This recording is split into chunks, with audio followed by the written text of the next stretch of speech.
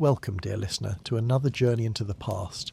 I'm delighted you've chosen to spend this time with me, exploring the darker corners of history together. Whether you're settling in for the evening, lying in bed with the lights dimmed low, or perhaps listening during a quiet afternoon, I hope you'll find comfort in this slow, methodical exploration of a world so different from our own that it barely seems real. Before we begin properly, if you enjoy these deep dives into historical discomfort, I'd be grateful if you'd consider subscribing. It helps others find these stories, and it tells me that this particular approach to history, thorough, unflinching, and yes, deliberately boring in the best possible way, resonates with you. But there's no pressure. Whether you subscribe or simply listen, you're welcome here. Now then, let's discuss Vikings. Not the television Vikings, with their perfect teeth and dramatic leather costumes and improbable battle prowess. Not the romantic vision of noble warriors sailing into adventure. Let's talk about what Viking daily life actually looked like for ordinary people, and I should warn you, the reality was brutal in ways that might surprise you. Not brutal in the exciting saga sense, with heroes and glory and honourable deaths. Brutal in the grinding, exhausting, disgusting, painful sense. The kind of brutality that makes you profoundly grateful for antibiotics and indoor plumbing and basic human rights. The title of this exploration is Why You Wouldn't Survive a Day in Viking Times, and I mean that quite literally. A single day, not a week, not a month, a day. Because the daily reality of Viking life was so comprehensively awful, so filled with dangers both obvious and hidden, that most modern people would struggle to make it through 24 hours without serious injury, illness, or psychological trauma.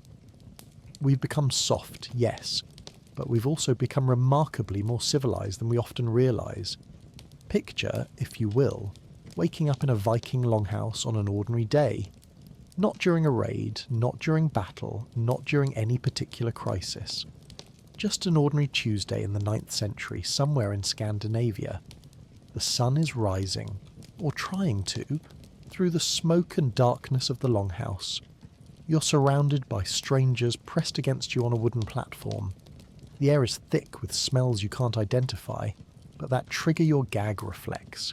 Your body itches from parasites you've acquired overnight, and your day is just beginning. This is where we'll start. That moment of waking.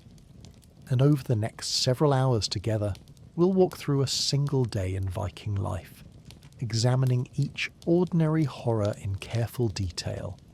The water you drink, the food you eat, the social interactions you navigate, the work you perform, the darkness you endure, all of it ordinary, all of it daily, all of it by modern standards nearly unendurable.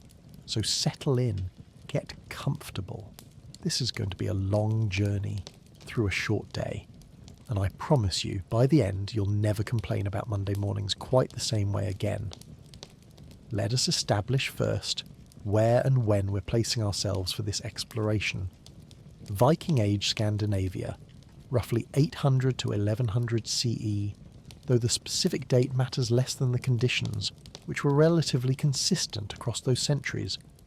The geography does matter, however.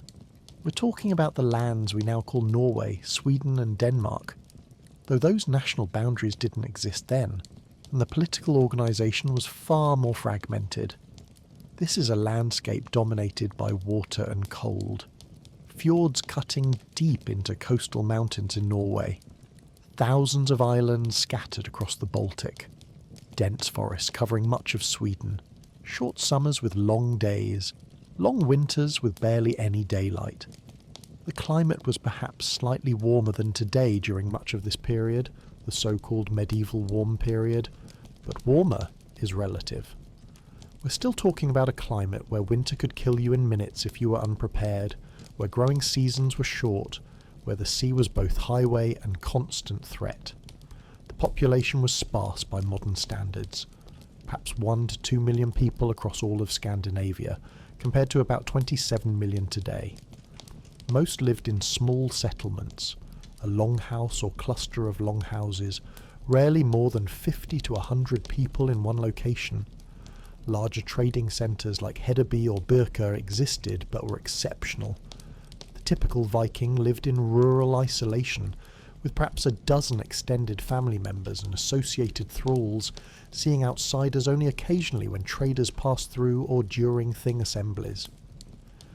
The technological level is important to understand. This was Iron Age technology. Good quality iron by the standards of the time, but limited and expensive. Steel was rare and precious. Most tools were iron, often of inconsistent quality. Everything was made by hand, locally, with tremendous labour investment.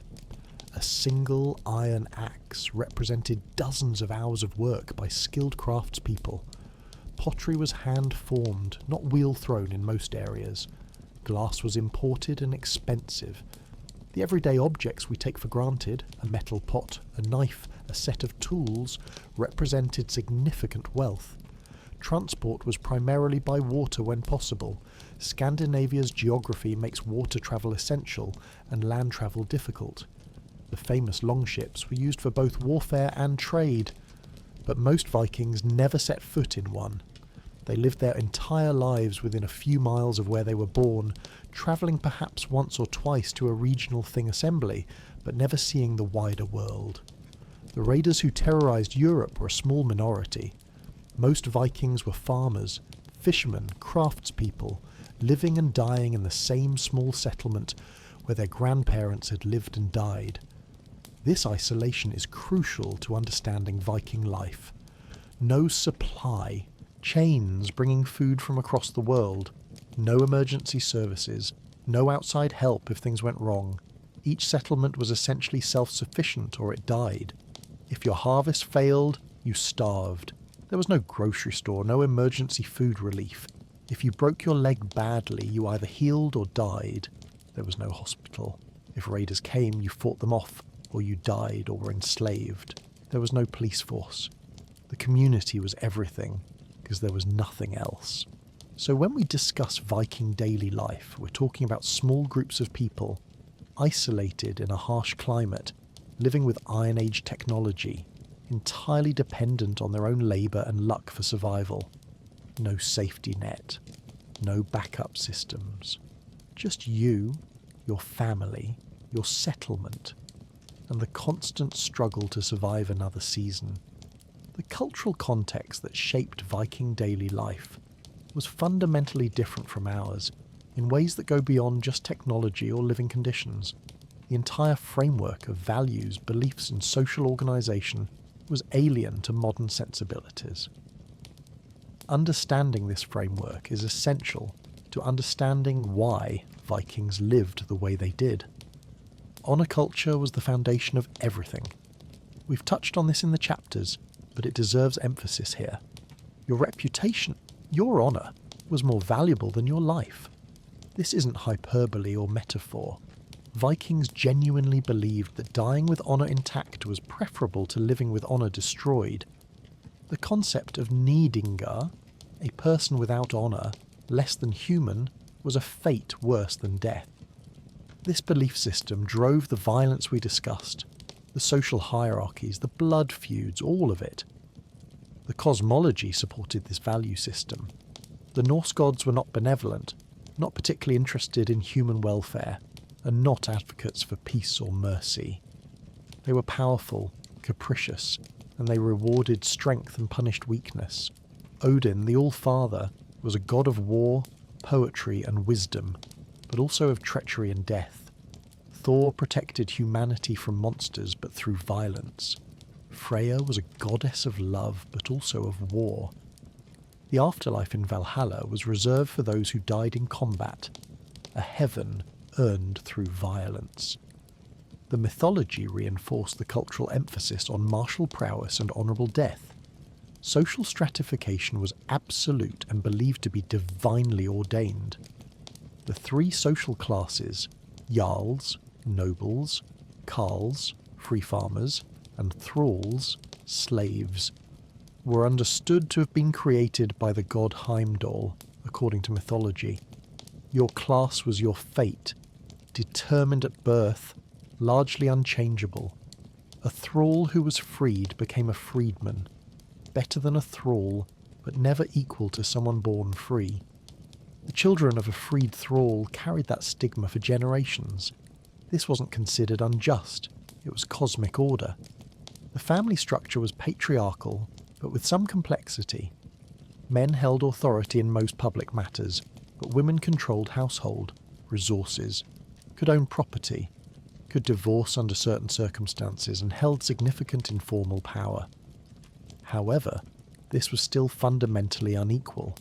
A woman's testimony in legal proceedings was worth less than a man's. Women couldn't attend thing assemblies in most regions. Domestic violence against wives was legal within certain bounds. The relative freedom Norse women had compared to some other medieval cultures doesn't mean they were anything approaching equal by modern standards. The concept of childhood as we understand it, a protected period of innocence requiring special care, didn't exist. Children were small adults, expected to work from age 5 or 6, exposed to all aspects of adult life including violence and sexuality, valued primarily for their future economic contribution.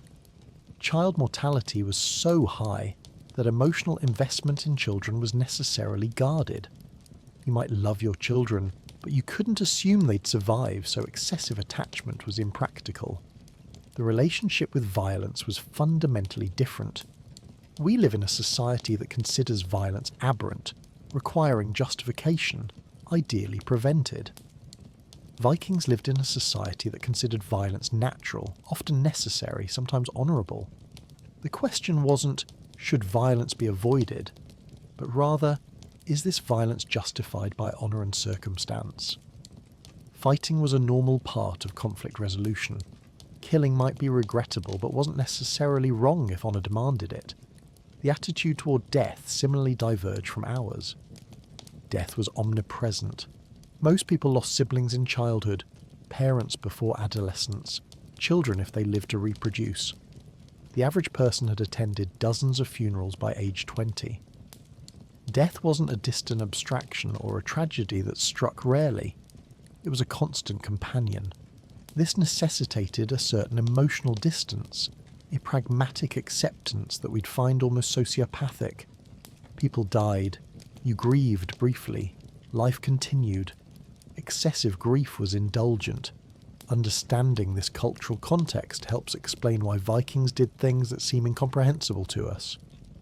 Why they exposed infants. Why they kept slaves.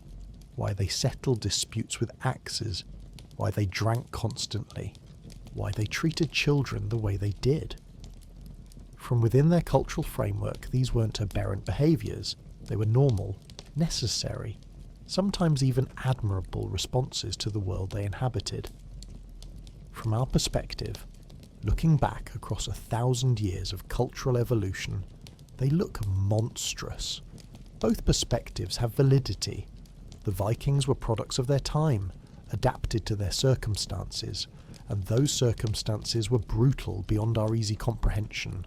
So here we are, positioned at the threshold of understanding. We've established the when and where, the cultural framework, the technological constraints. Now, let's be explicit about what this exploration will reveal.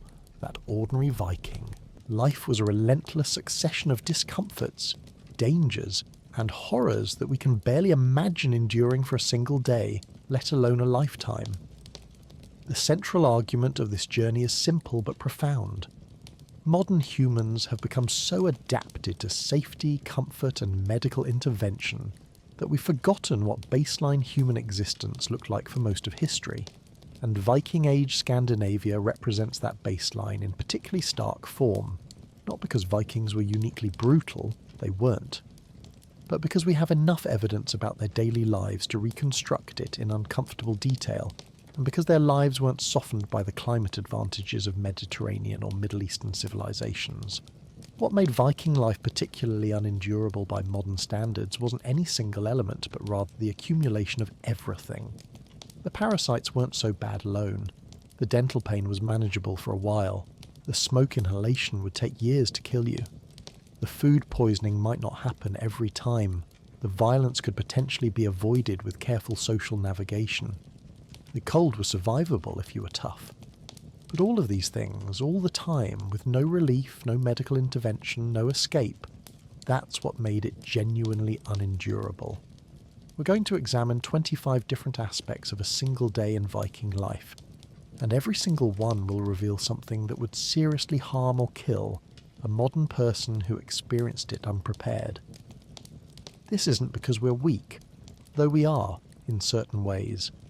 It's because we've never had to develop the immunities, the pain tolerances, the psychological defences that made Viking survival possible. A Viking child who survived to age 10 had been exposed to pathogens, trauma and hardships that would hospitalise most modern adults. They developed robust immune systems through constant microbial exposure. They developed pain tolerance through regular injury without treatment. They developed psychological distance from death through constant exposure to it. The fascinating and disturbing implication is that Vikings weren't superhuman. They were adapted. Natural selection operated brutally. Those who couldn't handle the conditions died, usually in childhood. The survivors weren't necessarily stronger or better than modern humans. They were the ones whose genetics, luck, and circumstances allowed them to endure what their world demanded. The majority didn't make it to adulthood. We're looking at the survivors and mistaking adaptation for strength. This exploration will, I hope, accomplish several things. First, it should give you profound gratitude for the mundane miracles of modern life. Antibiotics, clean water, electric lights, basic legal rights. Second, it should provide genuine historical understanding of what daily life looked like before the comforts we take for granted. Third, it should be boring enough, methodical enough, and detailed enough to help you drift towards sleep, if that's what you're here for. And finally, it should be fascinating enough that if you don't fall asleep, you'll still feel the time was well spent. We'll proceed chronologically through a single day, from waking through the various tasks and interactions of daylight hours into evening and the preparations for sleep. Each of the 25 segments will examine one specific aspect of Viking life in enough detail that you understand not just what happened, but why it was dangerous, how it felt, and what it cost the people who endured it. So take a deep breath. Check that you're comfortable, really comfortable, because you're going to be here a while. And let's begin our day in Viking times, starting with that first moment of consciousness in the morning darkness. That moment when you open your eyes and realise you're not in your bed, in your house, in your century. You're somewhere else entirely. And the day stretching ahead of you is going to test you in ways you never imagined. You open your eyes to darkness. Not the gentle darkness of a bedroom with blackout curtains, where streetlight still seeps around the edges and your phone glows softly on the nightstand. No, this is absolute darkness, thick and oppressive, broken only by the dull red embers of a dying hearth, somewhere in the middle of the long, low space. The first thing that assaults you isn't sight, it's smell. Unwashed bodies, human waste from the bucket 10 feet away, wet wool, smoke that has soaked into every surface, animal fat, rotting straw, and something else. Something organic and wrong that you can't quite identify. You try to sit up and immediately bump into someone. Because you're not alone. You're never alone. Picture, if you will, the sleeping arrangements in a typical Norse longhouse. Raised platforms run along both long walls, perhaps 2 feet off the ground, constructed of rough-hewn planks. These platforms serve as bench, table, workspace, and bed, depending on the time of day. At night, 15 to 25 people arrange themselves on these platforms, lying side by side with barely inches between bodies. You might be pressed between your spouse and a distant cousin, or between two people you've never met before. Travellers seeking shelter, farmhands, distant relatives staying through winter. children piled together at the ends. The elderly claim the spots closest to the hearth, if they have the social standing to demand it. Everyone shares the same mouldy straw mattresses, the same threadbare wool blankets, the same fleas. What made this truly brutal was the certainty of disease transmission. When one person contracted lice, everyone had them within days. When someone developed a cough in October, it would circle through the entire household by December, killing the weakest: infants, the elderly, anyone already ill. The straw beneath you was changed perhaps once per season if you were fortunate, meaning months of accumulated sweat, blood from wounds, vomit from the ill, and other fluids soaked into the same material you pressed your face against each night.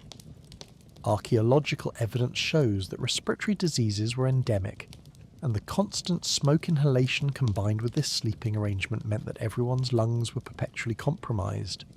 The darkness concealed another grim reality. People died in their sleep with some regularity, and you might not discover the corpse beside you until morning light. There's an account from a visiting Arab merchant, Ahmad ibn Fadlan, who travelled among Norse traders in the 10th century. He recorded his absolute horror at their sleeping arrangements, describing how men, women, children and slaves all slept together in conditions he found incomprehensible. He mentioned specifically the sounds of the night: coughing, moaning, snoring, crying children, and the intimate sounds of couples who had no privacy. He noted that the Norse seemed unbothered by this, as if they couldn't imagine any other way to live. In his culture, separate sleeping quarters and privacy were expected. Here, such concepts didn't exist. It's hard not to feel a profound gratitude when you wake in your own bed, in your own room, with fresh sheets and the light switch within reach. The privacy we take for granted, the ability to sleep without strangers pressed against us, without breathing recycled air thick with smoke and disease, is an extraordinarily recent development in human history. For most of human existence, sleep looked more like this longhouse scenario than your comfortable bedroom. But the discomfort of waking was merely the beginning of your day's trials. The moment consciousness returned, so did the itching. Let us now turn to the question of personal cleanliness, a subject where the Vikings' reputation exceeds their reality by a considerable margin. You may have heard that the Norse were uncommonly clean by medieval standards, and this is technically true. They combed their hair weekly, changed their undergarments occasionally, and some even visited bathhouses when available. But uncommonly clean by medieval standards is rather like being the fastest runner in a race where everyone else is crawling. It's still not what we would consider clean. Not remotely. The morning washing ritual, such as it was, began with a communal wooden bowl filled with water from the previous night. This bowl made its rounds among the household members, each person in turn splashing their face, running wet hands through their hair, perhaps rubbing their arms. The first person to use it had the cleanest experience. By the time the bowl reached the thralls and the children, the water would be distinctly brown, cloudy with dirt and oils from a dozen other people's bodies. There was no soap in the modern sense, perhaps some rendered fat mixed with ash if you were fortunate, which created a caustic substance that cleaned through chemical burn as much as anything. Most people simply used water. Teeth were cleaned with small sticks, if cleaned at all, which explains the universal tooth decay visible in skeletal remains. Perhaps most disturbing of all, this represented the pinnacle of medieval hygiene. The Vikings' reputation for cleanliness comes from the fact that they washed their faces and combed their hair with actual combs, often elaborately decorated ones that have survived in archaeological contexts. Their Christian European neighbours often didn't even do this much. But consider what this cleanliness actually meant in practice. Clothing was changed rarely. You might own 2 sets of clothes total, one for everyday wear and one for special occasions. The everyday set would be worn for weeks or months between washings. Underwear, if worn, became a breeding ground for lice and other parasites. The human body produces oil, sweat, dead skin cells, and these accumulated. The smell must have been overwhelming. though noses adjust to constant odours, and everyone smelled equally bad. Ibn Fadlan, that same Arab merchant we met in the last chapter, provided a particularly vivid description of the Norse washing ritual. He watched as a slave girl brought a basin of water to her master each morning. The master would wash his face, blow his nose into the water, spit into it, and then pass it to the next person, who would do the same. This continued around the circle of men, each performing the same actions into the same water. Ibn Fadlan noted this with undisguised disgust. The Norse, meanwhile, consider themselves clean. So the next time you take a hot shower, use soap that actually cleans rather than just burning away a layer of skin, and put on fresh clothes from a drawer full of options. Consider the bacterial exposure of a single Viking morning. The microorganisms you'd acquire from that communal wash basin alone would likely hospitalise you within days. Our immune systems are no longer adapted to that microbial onslaught. We've become, in a sense, weaker and cleaner simultaneously, fragile in the face of the bacterial reality that Vikings lived with every moment of every day. Of course, this was just the beginning of your morning's hazards, because now it was time to eat. Imagine sitting down to breakfast knowing that the meal itself might kill you, not in some distant, this isn't heart-healthy way, but in a you could be dead by nightfall way. This was the calculus of every Viking meal, though they didn't understand it in terms of bacteria and toxins. They simply knew that sometimes people got sick after eating, and sometimes they died. It was as mysterious as the weather, and just as unavoidable. The morning meal was typically simple. Porridge made from barley or oats, perhaps some dried fish, stale bread if you had it, cheese that was more preservation experiment than dairy product, and whatever fermented milk product was available. The porridge was made from grain that had been stored through the winter in conditions that encouraged mould growth. Sometimes that mould was harmless, sometimes it was ergot, a fungus that produces compounds similar to LSD and causes convulsions, gangrene, hallucinations and death. The Vikings had no way to see ergot in their grain. It looked like slightly darker kernels, easy to miss. Entire families could be slowly poisoning themselves together, meal after meal, wondering why they felt strange, why their extremities tingled, why they saw visions. The dried fish hanging from the rafters might be perfectly preserved, or it might be rancid, hosting bacteria that would cause violent illness. The difference wasn't always obvious until you bit into it. Fermented milk products, similar to modern yogurt or kefir, were staples because fermentation preserved milk that would otherwise spoil within hours. But the fermentation process, done without understanding of bacteria or sterilisation, was essentially controlled spoilage.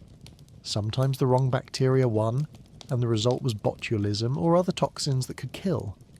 Food poisoning was simply stomach illness, attributed to bad luck or divine displeasure rather than contaminated food.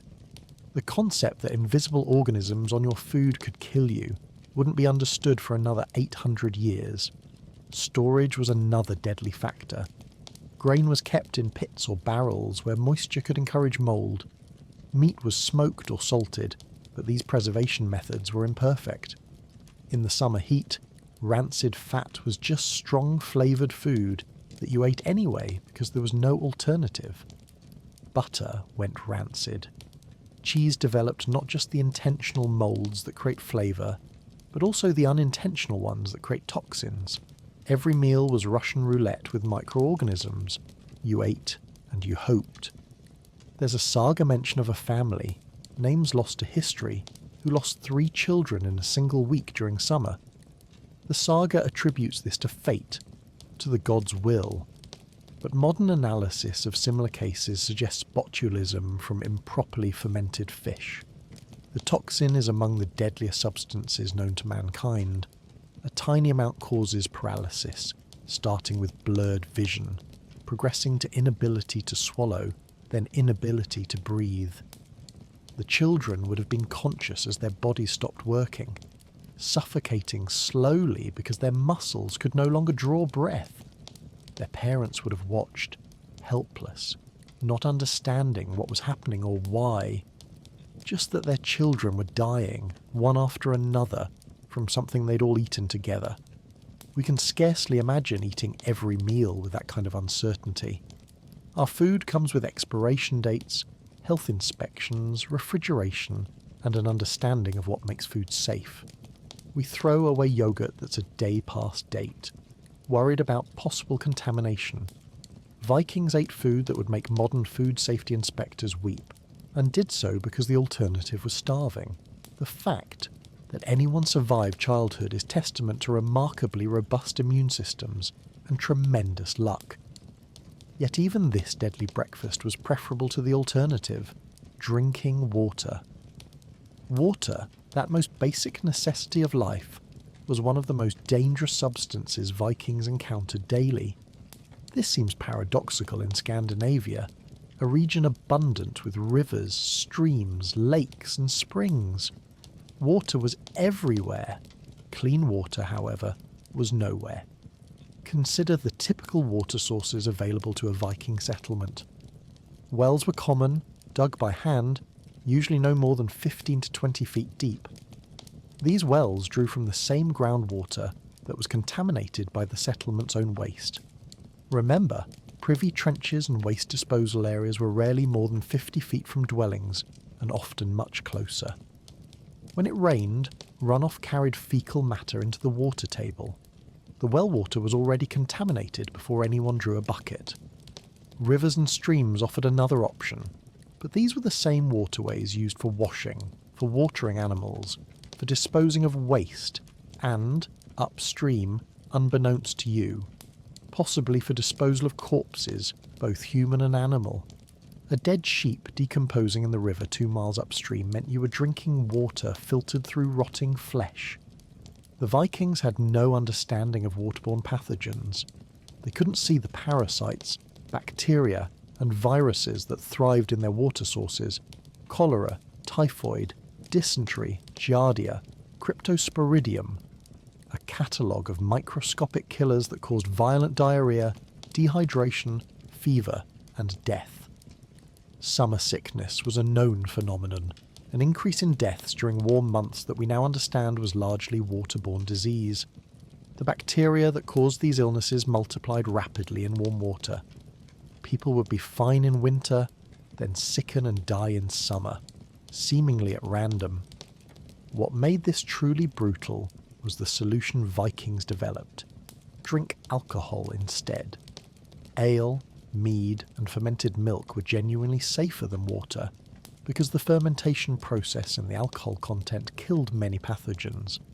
This meant that everyone, from small children to the elderly, consumed alcohol daily not as recreation but as necessary hydration. Children drank weak ale with breakfast. Warriors drank strong mead. Everyone drank all the time. The long-term health effects were predictable. Alcoholism was likely endemic, though not recognised as a medical condition. Liver disease, behavioural problems, impaired judgment, all were just parts of life, inseparable from the act of staying hydrated enough to survive. Clear, fresh water, the kind we turn on from taps without a second thought, was often the most dangerous choice. Spring water looked clean, tasted clean, and killed you anyway if the wrong bacteria were present. Wells that produced clear water were prized, but clarity didn't mean safety.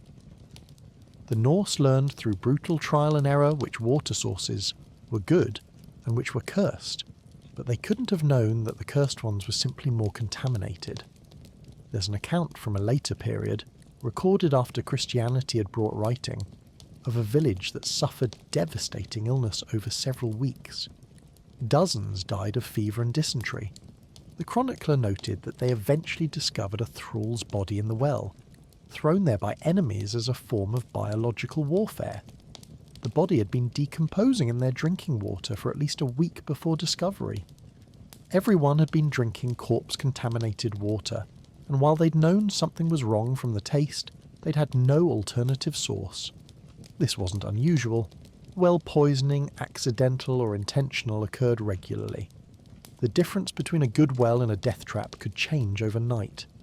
It's hard not to feel profound gratitude for the simple act of turning on a tap and drinking without fear.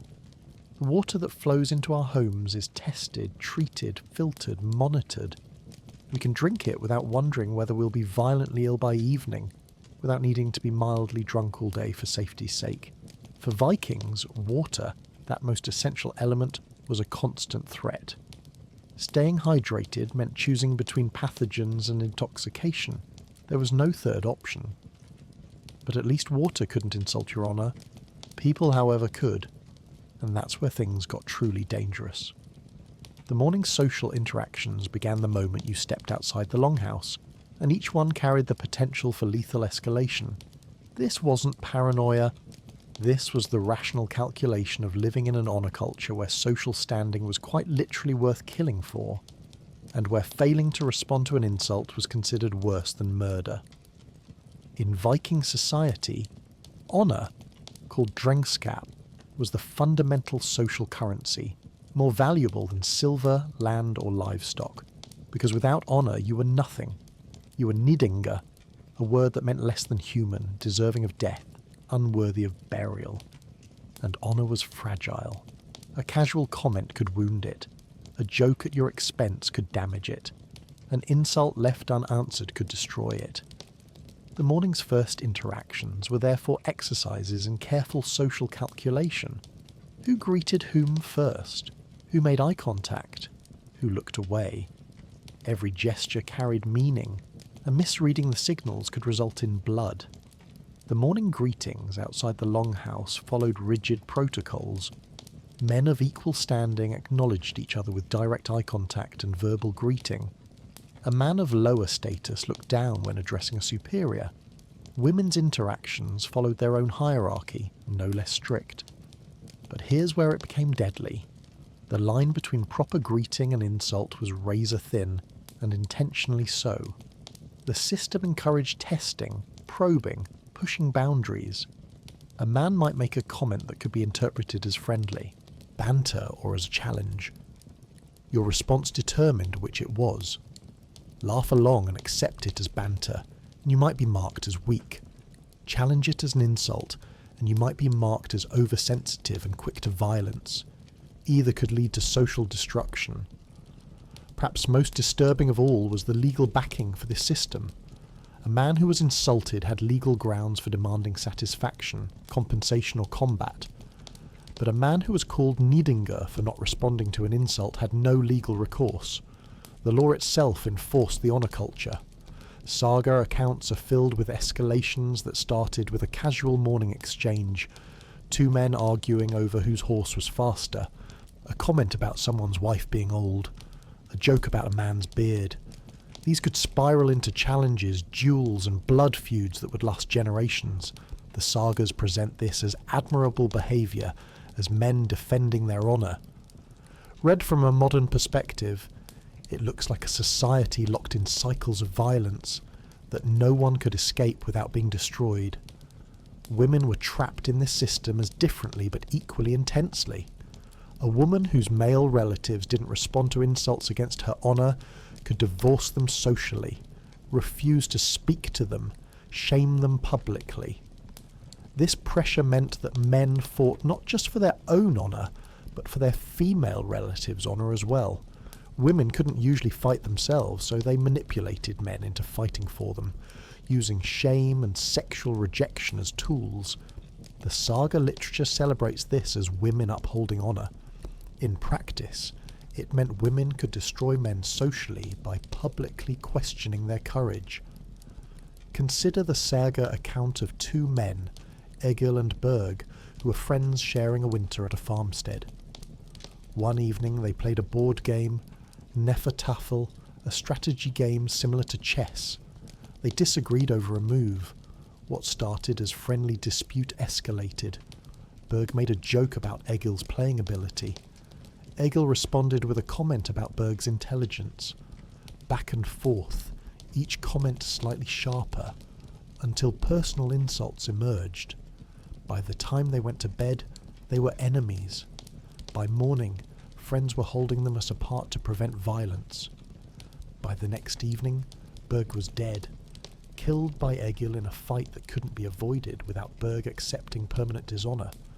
They'd been friends at breakfast the day before, so the next time you have an awkward social interaction at work or worry about saying the wrong thing at a gathering, consider that for Vikings, social mistakes weren't just embarrassing, they were potentially fatal. Every morning, greeting was a negotiation with violence, and the rules were designed to ensure that someone, somewhere, would inevitably fail the test and face the consequences. The peaceful small talk we take for granted, discussion of weather, casual greetings, forgettable exchanges, was a luxury Vikings couldn't afford. Every word carried weight. Every interaction was a test. And failure meant death or dishonour, which in their world were roughly equivalent. Yet even this constant social violence paled in comparison to the violence that was considered entirely normal, even necessary, the violence against the weakest members of society. Which brings us to the subject no one wants to discuss, but which defined daily life more than almost anything else: infant mortality and what Vikings did about it. Imagine holding your newborn child and knowing, with statistical certainty, that there's nearly a 50-50 chance this baby will not live to see their 5th birthday, not fearing it, not worrying about it, knowing it as a fact of life as inevitable as winter. This was the reality for every Viking parent, and it shaped their world in ways we can barely comprehend. The numbers are staggering.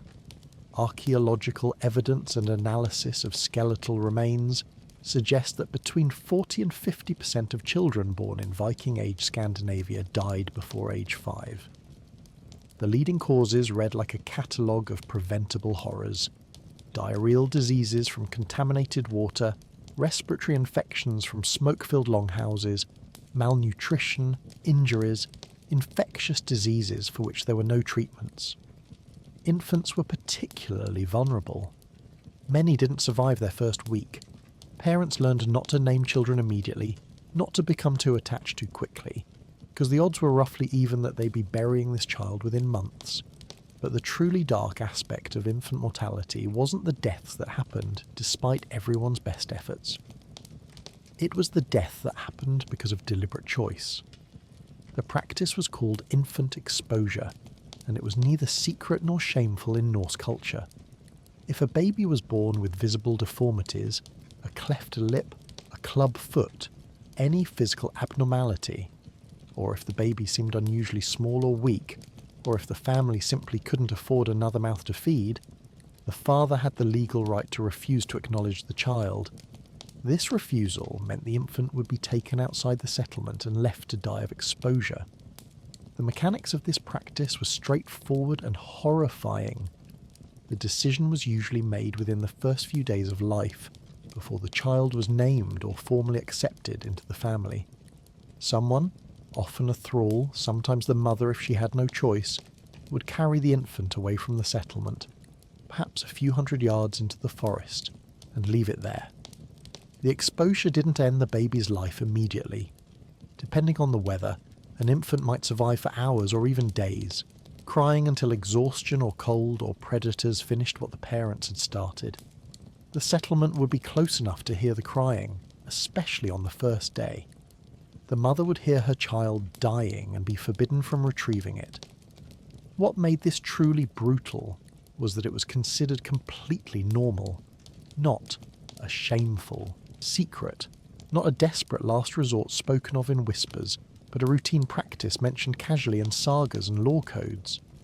The law specified the time frame during which exposure was legal, after the child was named and ritually accepted by the father. Usually by placing the infant on his knee, exposure became murder. Before that moment, it wasn't even considered controversial. A man could look at his newborn, see that one foot turned inward, and decide that this child would burden the family without contributing labour as an adult. The calculation was economic and entirely practical in their view. There's an account, recorded centuries later when Christian converts were being asked about the old ways, of a woman who described hearing her exposed infant crying for 2 days and nights. The baby had been left perhaps 200 yards from the longhouse, close enough that the sound carried clearly when the wind was right. She wasn't allowed to retrieve it. Doing so without her husband's permission would shame him, and could be grounds for divorce. She had to listen to her child die slowly, knowing exactly where it was, forbidden from acting. The account notes this with a tone of "this is how things were," not with any suggestion that it was cruel or wrong. That interpretation came from the Christian recorder, not from the woman herself. We live in the first moment in human history where we genuinely expect all babies to survive. Infant mortality in developed nations is now measured in single digits per 1,000 births. For Vikings, it was 400 to 500 per 1,000. The casual acceptance of infant death, both the unavoidable deaths from disease and the deliberately chosen deaths from exposure, is perhaps the most alien aspect of their culture. We cannot imagine making the calculations they made, accepting the losses they accepted, hearing what they heard and doing nothing. Yet for them, this was simply life. Children were precious, certainly, but also vulnerable and sometimes disposable. Harsh pragmatism in a harsh world. Of course, the children who survived the vulnerable infant years weren't free from threats. In fact, they were acquiring new ones every single day, ones they'd carry for the rest of their lives, quite literally on and inside their bodies. Let us now turn to a topic that might disturb your drift towards sleep, though for Vikings it was so mundane as to be barely worth mentioning. The ecosystem of parasites that lived on and inside every single person. You were never alone in your body. You were a walking habitat, a mobile home for dozens or hundreds of organisms that fed on you, reproduced in you, and often made your life significantly more miserable. Start with the external parasites, the ones you could see and feel. Head lice were universal. Everyone had them, from the richest jarls to the poorest thralls. Archaeological evidence shows lice and their eggs preserved in the hair of Viking age remains. The combs Vikings prized so highly weren't just for beauty, they were tools for managing the constant infestation. Combing removed some lice and eggs, temporarily reducing the itching, but it never eliminated them. Within days they'd be back, crawling through your scalp, biting, laying eggs. The itching was constant background noise to life. Children learned to ignore it the way we learn to ignore traffic sounds. Body lice lived in clothing, particularly in the seams and folds of wool garments that were rarely washed. These lice would crawl onto skin to feed, then retreat back into clothing. They caused intense itching, skin irritation, and could transmit typhus. Though Vikings didn't understand the connection between lice and epidemic disease, they just knew that sometimes, for no apparent reason, entire settlements would be struck by fever, rash, and death. Fleas were equally common, living in the straw bedding, in furs, in the cracks of wooden platforms. Flea bites caused irritation and could transmit plague, though the major plague epidemics came later. But the external parasites were almost trivial compared to what lived inside. Intestinal worms were virtually universal. Roundworms, tapeworms, whipworms. Analysis of Viking-age latrines and coprolites, fossilised feces, shows massive parasitic loads. These weren't just uncomfortable, they were life-threatening. Tapeworms could grow to enormous size inside the intestines, sometimes reaching 20 to 30 feet in length, coiled inside the gut. They consumed nutrition meant for the host, causing malnutrition, weakness, and progressive wasting. A person could eat adequately yet slowly starve because the parasite was taking the nourishment. Perhaps most disturbing of all, there was essentially no treatment. If you were lucky, the tapeworm might spontaneously detach and pass out in your stool, a horrifying experience of feeling something enormous moving through your intestines and emerging. Some folk remedies involved starvation diets meant to weaken the worm until it released, but this often weakened the host more than the parasite. Other remedies involve consuming toxic substances in hopes of poisoning the worm without killing the host, a dangerous gamble. Most people simply lived with them, feeling the movement in their bellies, watching their bodies waste despite eating, slowly weakening over months or years. Roundworms presented different problems. They migrated through the body, sometimes emerging from unexpected places. There are historical accounts of worms crawling out of people's noses or mouths during sleep. Imagine waking to feel something moving in your throat. Children were particularly vulnerable to heavy roundworm infections, which could cause intestinal blockages. The blockage would cause excruciating abdominal pain, vomiting, and eventual death if the massive worms couldn't be passed. Archaeological evidence provides visceral proof.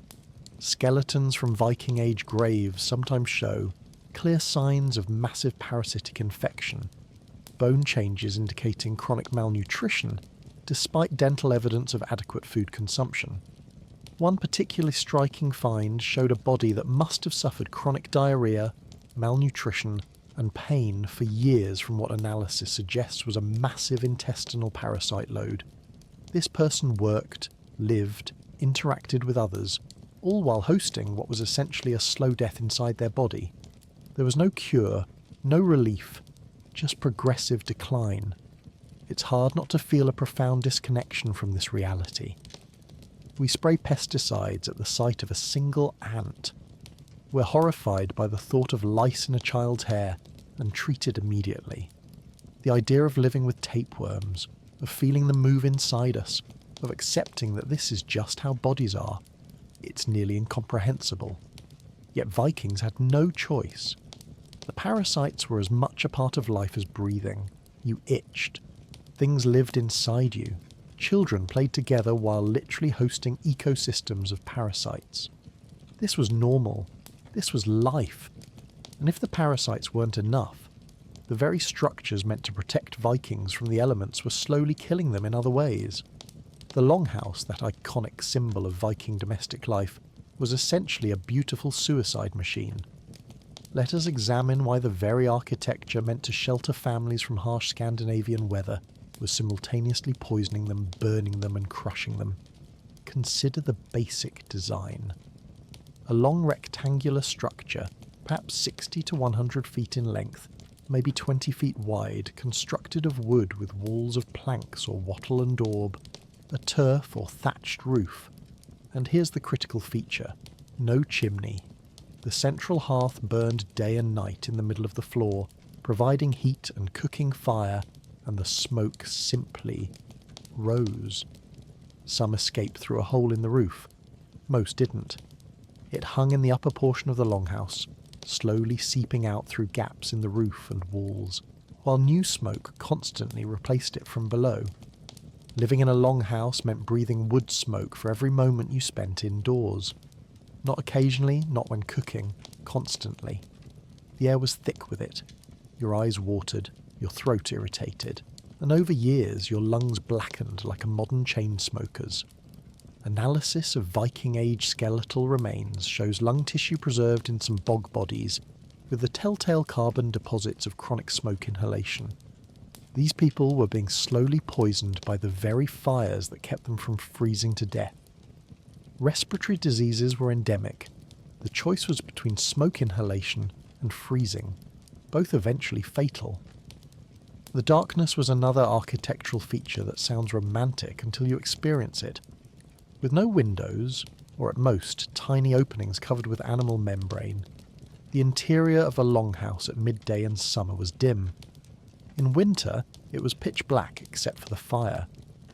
For most of the day and all of the night, you lived in near total darkness. The fire provided the only light, creating deep shadows, making detailed work impossible. Your eyes strained constantly. Stumbling and falling were regular occurrences. Injuries from tripping over objects or people in the darkness were common. What made this truly brutal was the fire risk combined with the architecture. The wooden structure, dried by constant fire and coated internally with flammable creosote from smoke, was a tinderbox. When a longhouse caught fire, and they did regularly, it became a death trap. There was typically one door, maybe two. The smoke that had been a chronic problem became an acute killer within seconds, filling the space so completely that you couldn't see the exit. The heat became unbearable. People panicked, crowded the exits, jammed the doorways. Doors that opened inward became impossible to open when bodies piled against them. Families burned to death while neighbours stood outside, unable to help, listening to the screaming. Archaeological evidence documents these tragedies. A burned longhouse excavated in Iceland contained the skeletons of an entire family: parents, children, elderly relatives, and thralls. Their position showed they'd died trying to reach the door. The door opened inward. When panicked people pressed against it, it jammed shut. They died within feet of escape, trapped by architectural design. The excavation report notes this factually, but imagine the reality. The smoke, the heat, the screaming, the desperate clawing at a door that wouldn't open, the knowledge that death was seconds away. The damp was another slow killer. Turf roofs absorbed water, wooden walls wicked moisture. The earthen floor was perpetually damp in wet seasons. This moisture, combined with poor ventilation and constant occupation, created perfect conditions for mould. Black mould, toxic varieties that caused respiratory problems, cognitive issues, immune suppression. People slept in mouldy straw on damp wooden platforms in smoke-filled air, wondering why they coughed constantly, why children sickened, why the old died of lung failure. So the next time you complain about your heating bill or adjust your thermostat for comfort, consider the Viking alternative. They lived inside structures that were slowly poisoning them, that could instantly kill them, that damaged their lungs and eyes and health every single day. The cosy hearth imagery we've romanticised was actually like living inside a chimney. Dark, smoky, dangerous, and slowly lethal. The architecture meant to protect them was killing them, just more slowly than the winter cold would have. This was the choice: freeze quickly outside, or poison yourself slowly inside. Yet even surviving inside the deadly longhouse was just the beginning, because eventually you had to work. The modern phrase daily grind is a metaphor. For Viking women, it was literal truth, and it destroyed their bodies with mechanical precision over decades of repetitive motion. Let us examine what daily labour actually meant, and what it cost the people who performed it. For women, one of the most regular tasks was grinding grain into flour using a quern. Two circular stones, the upper one rotated by hand against the lower stationary stone.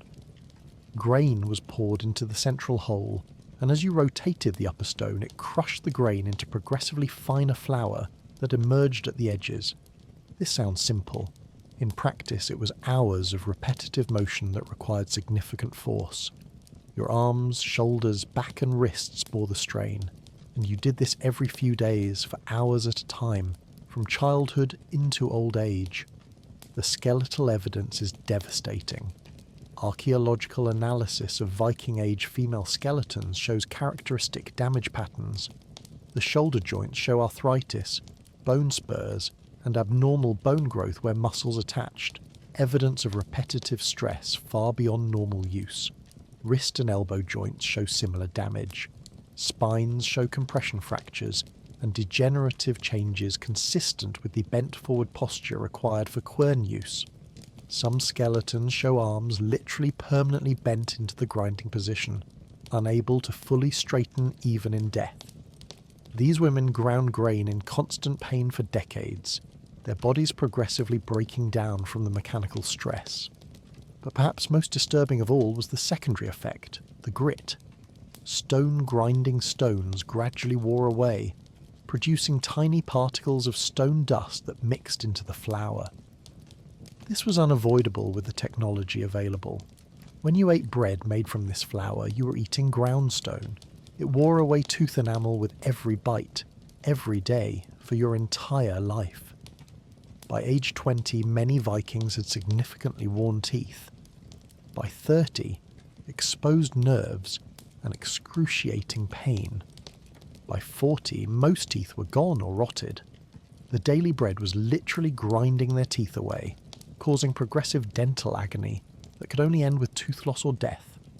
For men, the labour was differently destructive but equally relentless. Felling trees with iron axes that were expensive and often poorly forged meant hours of axe work for a single tree. The vibration and impact damaged wrists, elbows and shoulders. The wooden handle splintered, driving fragments into hands. Farming with primitive ploughs meant wrestling with equipment that barely scratched the surface of poor soil.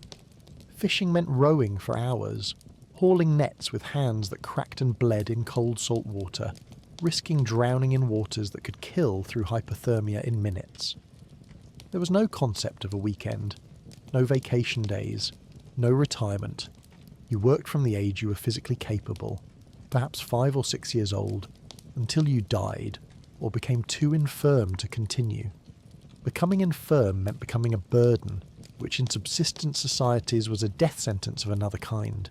The elderly, who couldn't work, were sometimes honourably encouraged to walk into the wilderness and die there, freeing their food portion for more productive family members.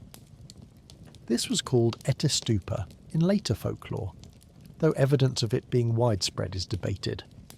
But the underlying economic reality wasn't debatable. If you couldn't work, you couldn't eat, and your family couldn't afford to feed useless mouths. Consider a woman who began grinding grain regularly at age 6. By age 15, she'd feel the first twinges of pain in her shoulder. By 20, the pain would be constant. By 30, visible deformity. By 40, barely able to raise her arms above her shoulders, but still grinding because bread needed making. By 50, if she lived that long, crippled and in constant agony from arthritis, bone spurs and permanent damage to joints that had been stressed beyond their design limits for 44 years. This was normal, expected, unavoidable. It's hard not to feel profound gratitude for the labour-saving devices we barely think about. Electric mills, bread from stores, the ability to choose whether to bake or buy. Modern humans can go entire lives without performing hard manual labour.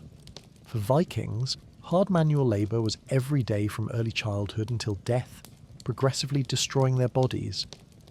The daily grind wasn't a metaphor. It was a slow-motion catastrophe, playing out in every joint, every muscle, every tooth, grinding them down as surely as the quern ground grain. Of course, the labour produced waste. Both the processing of food and the processing of what bodies did with food. Which brings us to a subject both necessary and unpleasant. What Vikings did with human waste, and what that waste did to them. Let us now address a topic that reveals perhaps more about the gap between Viking life and our own than almost any other. What happened when you needed to relieve yourself? The answer is simultaneously simple and horrifying. You went outside, found a designated area or simply a spot away from traffic, and you went. That's it. That was the system. And that system killed thousands. Picture, if you will, the typical waste management system for a Viking settlement. There might be a designated area, a trench dug some distance from the longhouses, or perhaps just over there by those bushes. In winter, this meant venturing out into bitter cold, exposing yourself to wind and snow, crouching over frozen ground. In summer, this meant attracting flies, sitting near where weeks' worth of other people's waste slowly decomposed. Privacy was minimal. Other people were often nearby doing the same thing. Children, adults, elderly, everyone using the same area. The waste itself created cascading problems. With no understanding of bacteria or disease transmission, waste disposal meant put it somewhere else. Trenches filled gradually with fecal matter. When they filled, new trenches were dug. The old ones were covered with dirt, but the contamination remained, leaching into groundwater, especially when it rained. Remember those wells we discussed earlier? They drew from the same water table that was being progressively contaminated by years of waste disposal nearby.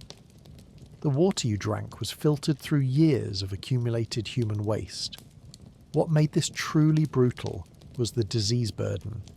Fecal-oral transmission of pathogens was essentially guaranteed in these conditions. Cholera, typhoid, dysentery, E. coli, hepatitis A, intestinal parasites, all spread through contamination of water or food by fecal matter. The pathway was straightforward. Someone with a disease defecated, their waste contaminated the ground, rain washed it into the water table.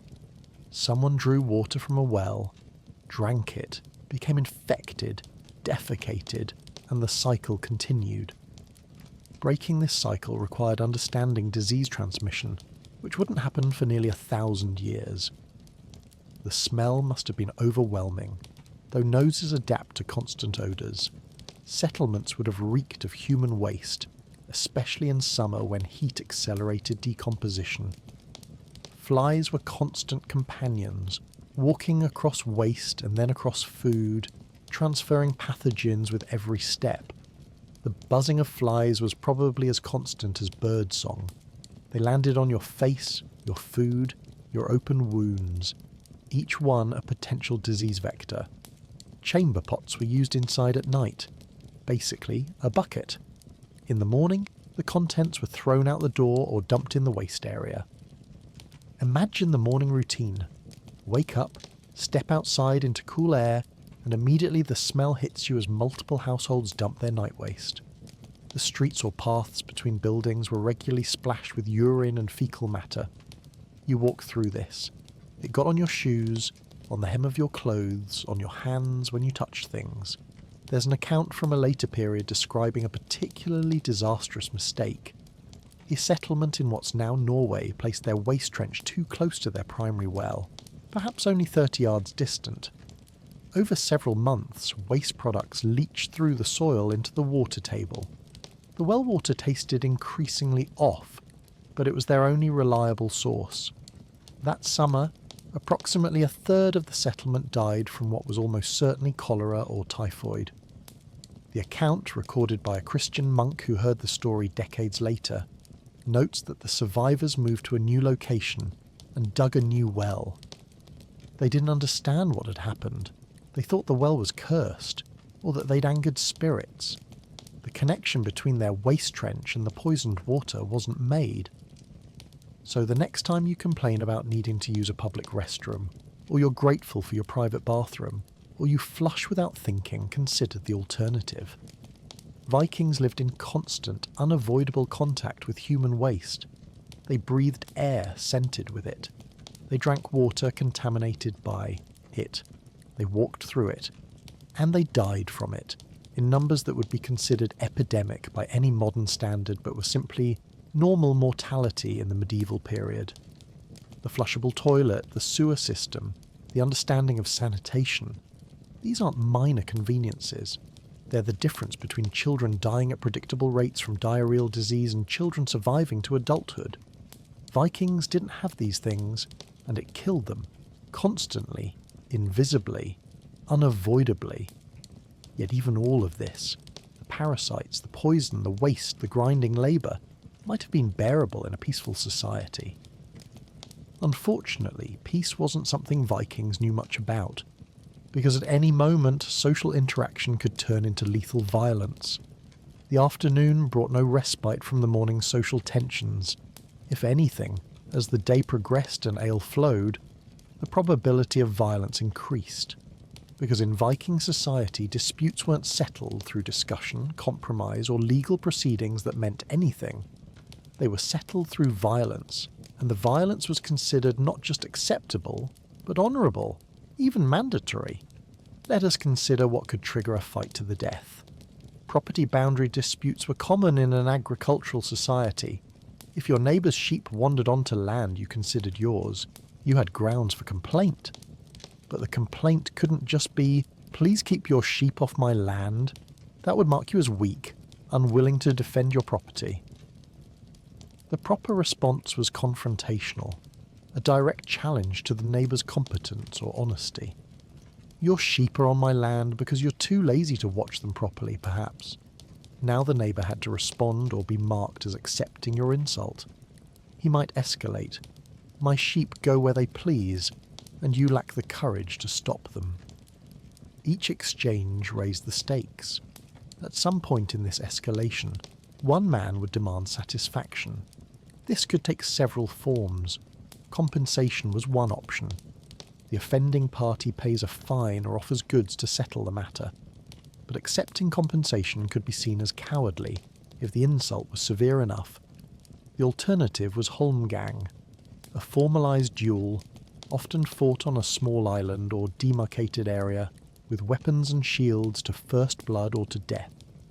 Refusing holmgang marked you as nidinga, a coward, less than human, but accepting it meant you might be killed in front of your family over a property dispute about wandering sheep. What made this truly brutal was that there was no escape from the system. You couldn't simply avoid confrontation. Avoiding confrontation was itself a statement of cowardice that destroyed your honour. You couldn't appeal to a higher authority that would enforce a just outcome. The Thing assemblies generally sided with whoever had more power and support. The law provided a framework for violence, not an alternative to it. If you were insulted, you fought, or you were destroyed socially. If your family member was insulted, you were obligated to fight on their behalf, or face social destruction yourself. Blood feuds extended this system across generations. If your father killed someone in a duel, that man's sons inherited the obligation to seek revenge. They might wait years, even decades, but the debt remained. You could inherit enemies you'd never met, be obligated to kill or be killed because of your grandfather's actions. The sagas celebrate these multi-generational feuds as examples of honour and loyalty. Read objectively. They're accounts of inherited trauma and mandatory violence that trapped entire families in cycles of revenge, killing that could last a century. There's a saga account that illustrates this perfectly. Two men, Thorgrim and Thorgeir, were close friends who shared a homestead one winter. They enjoyed each other's company, hunted together, worked together. One afternoon they played chess, Hnefatafl. They disagreed about whether a move was legal. The disagreement became heated. Thorgeir made a joke about Thorgrim's intelligence. Thorgrim responded with a comment about Thorgeir's family. Within minutes they'd exchanged serious insults. By evening, mutual friends were physically restraining them. The next day, they fought. Thorgeir killed Thorgrim. He then had to flee, leaving behind his farm because Thorgrim's relatives would now seek revenge. The saga presents this as tragedy but inevitability. Of course they fought. Of course one died. Of course the feud would continue. What alternative was there? We think modern society is violent, but we've criminalised most interpersonal violence and created systems, imperfect as they are, for resolving disputes without bloodshed. Vikings had dispute resolution that involved weapons and the expectation that someone might die. The fact that any of them lived to old age is remarkable when you consider that every social interaction carried the potential for lethal escalation, and the society itself demanded that escalation to maintain honour. But at least honour violence was quick. Other forms of death, disease, infection, injury, were agonisingly slow, and there was no medicine to stop them. Consider for a moment what happens when you get a paper cut in modern life. You wash it with soap and water, perhaps apply antibiotic ointment, maybe a bandage. In a few days it's healed. Now imagine that same cut, but there's no soap, no antibiotics, no understanding of infection, and your hands are constantly in contact with dirt, waste and bacteria. That cut could kill you, and frequently did. The progression of infection was a familiar horror to every Viking. A wound, from a work accident, a fight, even a minor scratch, would initially seem fine. Perhaps it bled, perhaps not. You'd wrap it with cloth if it was serious enough. Then, over the next few days, you'd notice changes. The area around the wound became red, hot to the touch. Swelling began. Pain increased from dull ache to throbbing agony. Pus developed, thick and foul-smelling. The red streaks began travelling up your arm or leg, what we now know as lymphangitis, blood poisoning spreading through your lymphatic system. At this point, you knew you were in serious trouble. The treatments available were brutal and largely ineffective. The concept of bacteria wouldn't be discovered for another 800 years, so Vikings had no understanding of what caused infection. They knew wounds sometimes went bad, but the why was mysterious. Treatments were based on observed correlation. Heat seemed to stop some infections, so cauterization with red-hot iron was common. Literally burning infected flesh to kill whatever evil spirits or bad humours were causing the problem. The pain was indescribable. Searing metal pressed into open, infected wounds, while the victim was held down by multiple people. Some survived this, many didn't, dying from shock or from infection that spread despite the burning. Perhaps most disturbing of all was amputation. If an infected wound was on a limb, and the infection was clearly spreading toward the body core, the solution was to remove the limb entirely. This was done with a saw and knife, no anaesthesia available, while the victims screamed and fought. The severed limb was cauterized with hot iron to stop bleeding. The survival rate was low.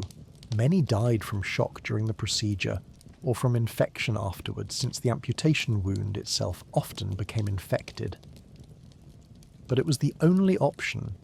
Watch the gangrene spread and die slowly, or attempt amputation and possibly die quickly. Gangrene deserves special mention. When infection progressed far enough, tissue began to die and rot while still attached to the living body. The affected area turned black, became soft and liquefied, and the smell was incomprehensibly foul, rotting human flesh. The pain was extreme, and it was progressive. The death spread from the wound site outward, consuming more tissue each day. Watching your own body decompose while you were still alive, knowing death was coming but having no way to stop it except the desperate gamble of amputation. Gangrene victims often begged for death before it came naturally. There's an account from a saga, though which one is disputed, of a warrior named Thormod who was wounded by an arrow during a battle. The arrow was removed, but the wound became infected over the following weeks. The saga describes his decline in matter-of-fact language. The swelling, the discoloration, the fever, the smell.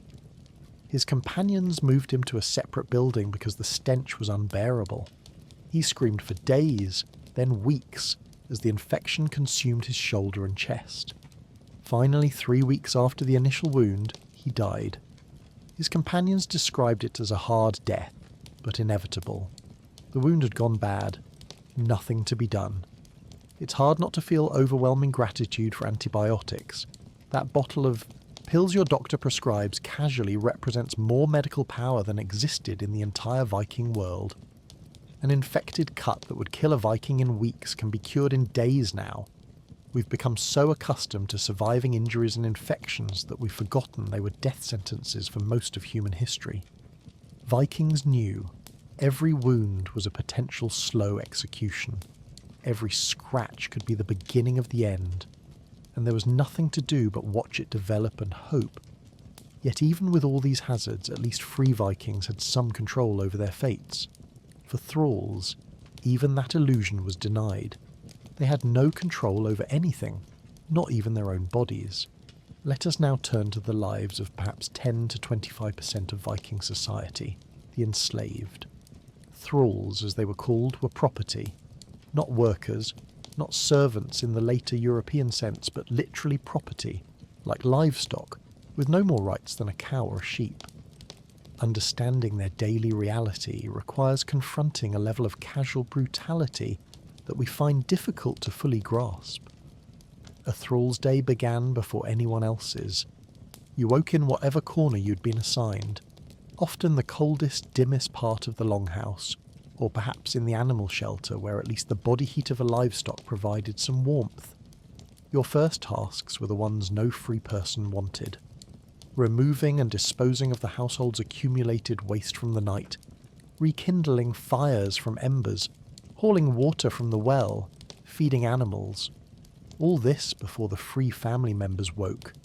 You were expected to be invisible, present when needed but never obtrusive. The work assigned to thralls was the hardest, most dangerous, and most unpleasant labour. Mining iron ore, often in conditions that collapsed and buried workers, clearing stones from new fields, back-breaking labour that destroyed joints and spine, processing fish in quantities that left your hands permanently cracked and bleeding from salt exposure. Thralls did the heavy rowing on trading vessels chained to their oars. They carried the heaviest loads. They worked in the worst weather, and there was no refusing, no negotiating. You did what you were told, or you were beaten, or killed. Both were legal. What made this truly brutal was the total lack of legal personhood. A thrall could be killed by their owner without any legal consequence whatsoever. Not fined, not punished, not even questioned. Killing your own thrall was viewed the same as slaughtering your own sheep, your property, your choice. If you were in a bad mood and decided to beat a thrall to death, that was your right. This wasn't theoretical. Skeletal remains show thralls with evidence of repeated violent trauma, healed fractures from beatings that didn't kill them, alongside the final injuries that did. Sexual access to thralls was simply assumed. Male owners raped female thralls routinely, producing children who were born into slavery. Female owners used male thralls similarly, though this is less documented. A thrall resisting sexual advances from an owner could be legally tortured to death for disobedience. The children born from these rapes had no relationship to their father beyond being his property. A man could rape a thrall, she could bear his child, and he could sell that child across the sea without a second thought. This was normal. This was legal. This was daily life for a significant portion of the population. The most haunting aspect is how thralls could be casually discarded. In funeral practices, important people were sometimes buried or burned with thralls who were killed specifically for this purpose, to serve their master in the afterlife. There's archaeological evidence of this from several major burial sites. Human remains in subordinate positions, often showing signs of violent death, buried with their owners. One particularly well-documented case from Norway shows a young woman buried in a position suggesting she was killed by strangulation or hanging at the time of her owner's death. She had no choice in this. She was property, and property could be disposed of as the owner's relatives saw fit. One grave excavation found a man's skeleton showing multiple healed fractures, evidence of chronic malnutrition despite living in a prosperous household, and signs of heavy labour that had deformed his spine and joints. His skull showed a fatal fracture from a blow to the head. The archaeological report notes this matter-of-factly. A thrall, worked to the point of physical breakdown, then killed, likely in a sacrifice at his owner's funeral. His entire life documented in his bones, captured, enslaved, worked brutally, beaten repeatedly, and finally murdered as an afterthought. We discuss historical slavery academically, in abstract terms of systems and economics. But the lived reality was this: waking before dawn in the cold, doing the worst work while being beaten for any slowness, eating last and least, having no control over your own body, knowing your children would inherit your status, and facing the very real possibility of being killed on a whim or sacrificed when your owner died. This was daily life for thousands of people in Viking society, and the free population saw absolutely nothing wrong with it. Thralls were property. That's all they were. Yet even free Vikings couldn't escape one relentless threat: the weather. And the weather in Scandinavia could kill in minutes. Imagine working outside in weather that could kill you through exposure in under an hour, with clothing that provided minimal protection, and no option to simply go inside and warm up. This was afternoon work during much of the year in Scandinavia, and the cold claimed lives regularly. The clothing available to Vikings was wool and leather primarily, with linen for those who could afford it. Wool has excellent insulating properties when dry, but Scandinavian cold is rarely dry. It's wet cold. Rain, sleet, snow, sea spray, the penetrating dampness that comes from being surrounded by water in a cold climate. When wool gets wet, it loses much of its insulating value and becomes heavy. A wet wool cloak weighs perhaps 3 times what it does dry, pulling down on your shoulders, draining heat from your body through evaporative cooling. There was no waterproofing in the modern sense. Oiled leather provided some protection, but was expensive and still eventually soaked through. Most people simply got wet and stayed wet for hours or days. Work couldn't stop for weather. Fields needed tending, animals needed caring for, fishing had to continue regardless of conditions. You worked in the rain, in the cold, in conditions we'd consider emergency situations requiring immediate shelter. What made this truly brutal was hypothermia. The wet cold of Scandinavia is more dangerous than dry Arctic cold because water conducts heat away from the body 25 times faster than air. You could be working hard, generating body heat through exertion, and still be slowly cooling toward the lethal threshold. The progression is insidious. First shivering, then confusion, loss of coordination, eventually unconsciousness and death. And the cruel trick is that in the later stages, victims often don't realise they're dying. The confusion makes them incapable of recognising the danger or seeking help. Frostbite was common and accepted. Fingers and toes, ears and noses, the extremities that received less blood flow in cold conditions, would freeze, causing tissue damage. Mild frostbite caused pain and temporary loss of function. Severe frostbite killed tissue permanently. The frozen digits would turn black over days or weeks, essentially gangrene from cold rather than infection. The treatment was amputation, cutting away the dead tissue with a knife while the victim was conscious. Missing fingers and toes were common enough that they barely warranted mention in descriptions of people. There's an account, preserved in a later written saga, of fishermen caught by a sudden storm. They were perhaps 2 hours from shore when the weather turned, bringing sleet and high winds. They made it back to land, but by the time they beached their boat, they were so hypothermic they couldn't walk. The saga describes them crawling up the beach, their longhouse visible perhaps 100 yards away. None of them made it. They froze to death within sight of safety, too confused and weak to cover the distance. Their bodies were found the next morning, still in the positions where they'd collapsed, covered in frost. Summer brought different dangers. The sun reflecting off water caused snow blindness, essentially sunburn of the eyes. The pain is excruciating, described as feeling like sand or glass shards in your eyes. Vision becomes blurry and fails entirely for days or weeks. A fisherman struck with snow blindness was helpless, unable to work, unable to navigate, completely dependent on others.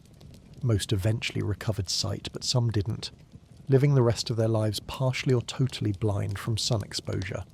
So the next time you check a weather app and decide to postpone outdoor plans, or you grab a waterproof jacket from your closet full of options, consider the alternative. Vikings checked the weather by looking at the sky and went to work anyway. They had one set of clothes, maybe two, neither truly adequate. They worked through conditions that would have modern weather services issuing emergency warnings, and they lost fingers, toes, sometimes lives, regularly. The weather we plan around was the weather they endured, with no choice, no protection, and no sympathy. Complaining about the cold was weakness. You worked until the work was done, or until you couldn't anymore. Of course, eventually you'd return inside, cold and wet and hungry. Time to prepare the evening meal. Which brings us back to the subject of food safety, because the morning's dangers were nothing compared to what could go wrong with afternoon meal preparation. Let us return to the subject of food, because the dangers lurking in the morning's porridge were nothing compared to the hazards of preparing a full afternoon or evening meal. The more complex the meal, the more opportunities for deadly contamination. Picture the food preparation area in a typical longhouse. It was the same space where everyone lived, slept, and worked. There was no separate kitchen, no designated food preparation surface that was kept clean. Food was prepared on tables or wooden platforms that were also used for craft work, for sleeping, for everything.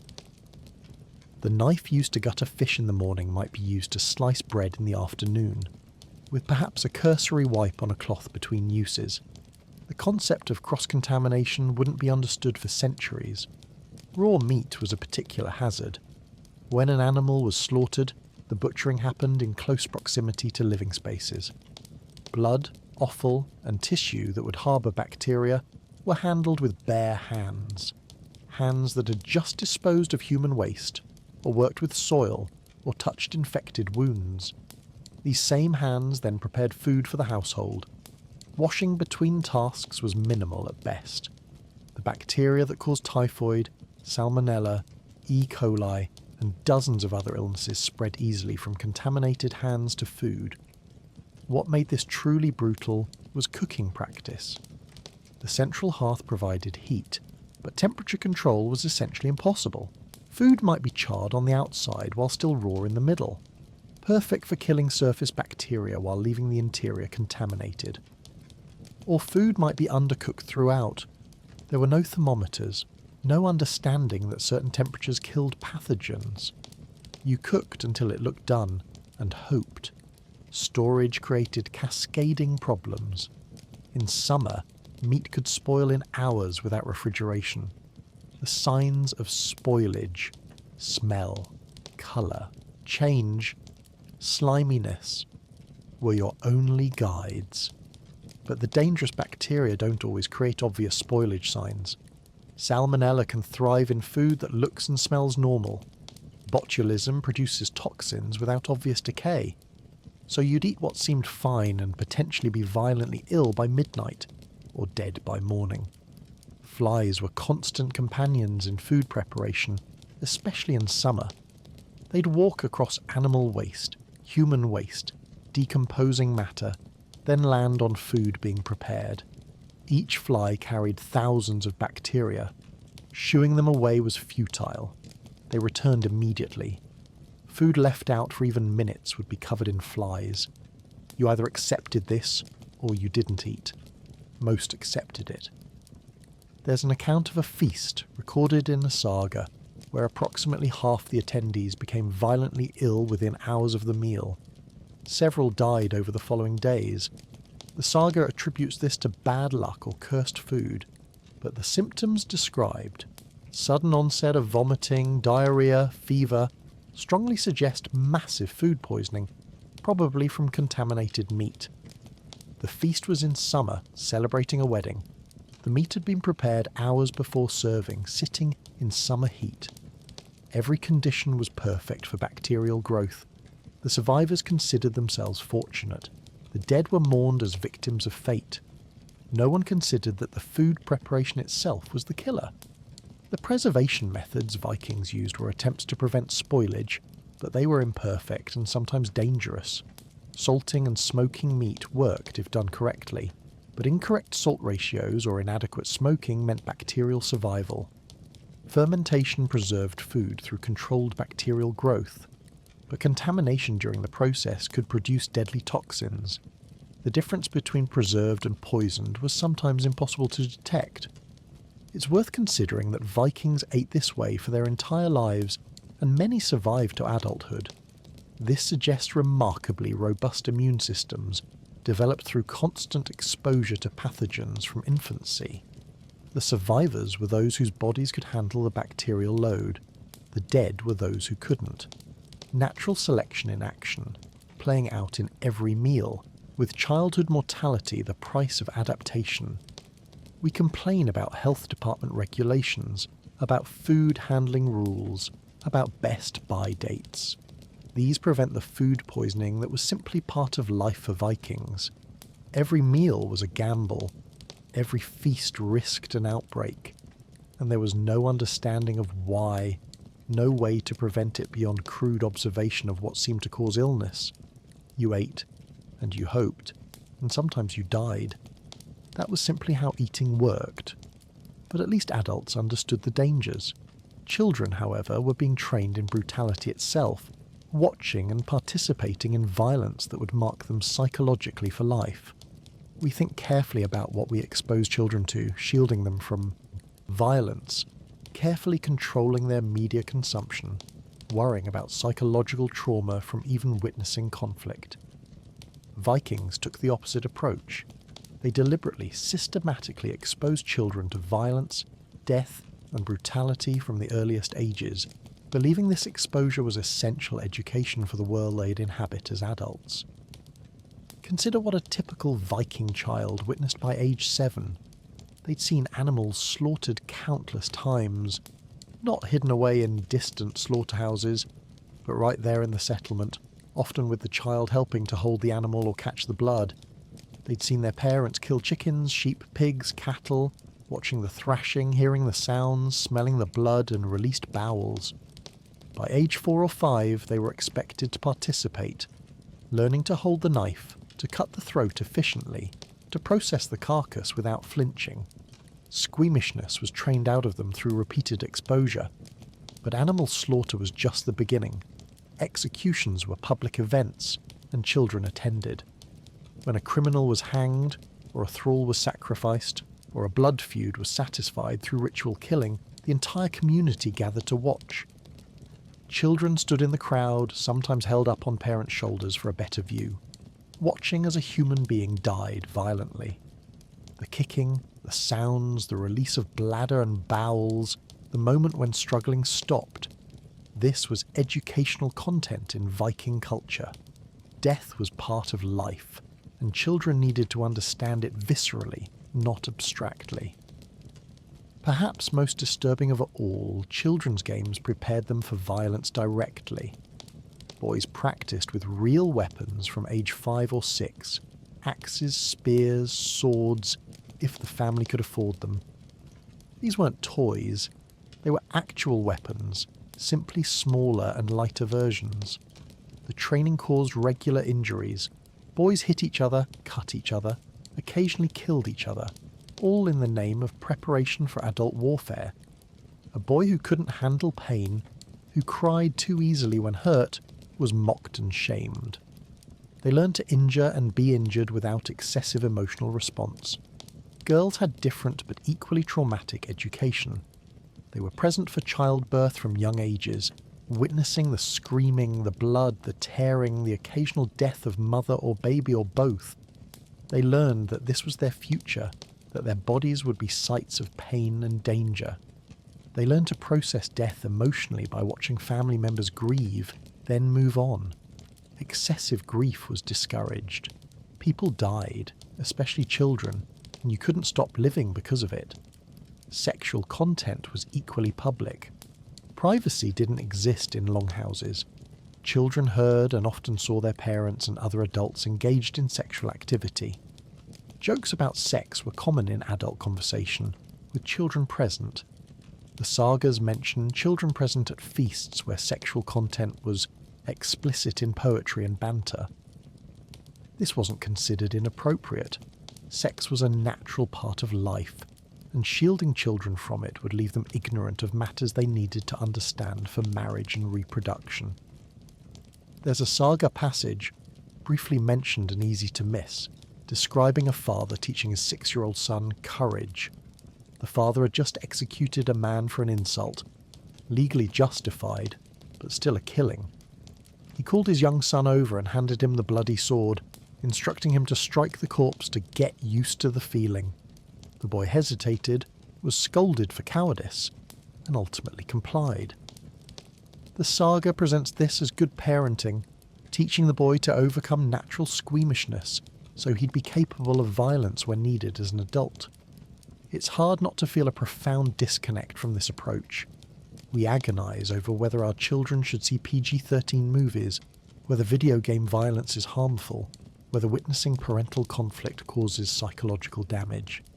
Vikings believed the opposite, that shielding children from reality would leave them weak and unprepared. They deliberately traumatised their children as standard education. And from their perspective, it worked. The children became adults capable of the violence their society required.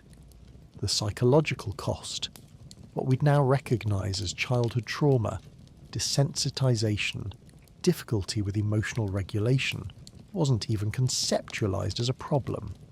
That was just being properly raised. Of course, All this trauma to children's minds was nothing compared to the slow physical torture of adult dental problems. Which brings us to one of the most universal sources of suffering in Viking life: teeth.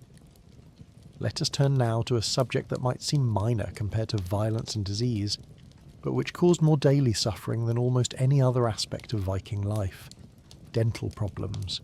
Every Viking adult suffered from tooth decay. Every single one. And there was essentially nothing that could be done about it. The progression was predictable and inexorable. In childhood, your teeth were relatively healthy, though even children showed early signs of decay from the sugar in grains and occasional honey. By adolescence, cavities had formed. By your 20s, you'd have multiple decayed teeth, abscesses starting to form, constant low-level pain. By your 30s, the pain was severe and unrelenting.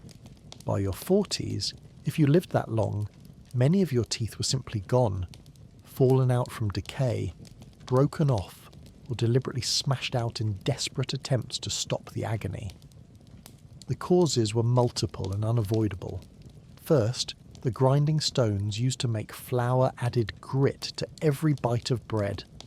This grit wore away enamel with mechanical precision, exposing the softer dentin beneath, creating pathways for bacteria to reach the tooth's interior. Second, the diet, though low in refined sugar, contained enough natural sugars to feed bacterial growth. Third, and perhaps most importantly, there was essentially no dental hygiene. Teeth were cleaned with wooden picks occasionally, but this didn't prevent decay, merely removed large food particles. The bacteria that cause cavities lived in every mouth, reproducing, producing acid, slowly dissolving teeth from the inside out. What made this truly brutal was the pain of an abscessed tooth. When decay reaches the interior pulp of a tooth, bacteria infect the nerve.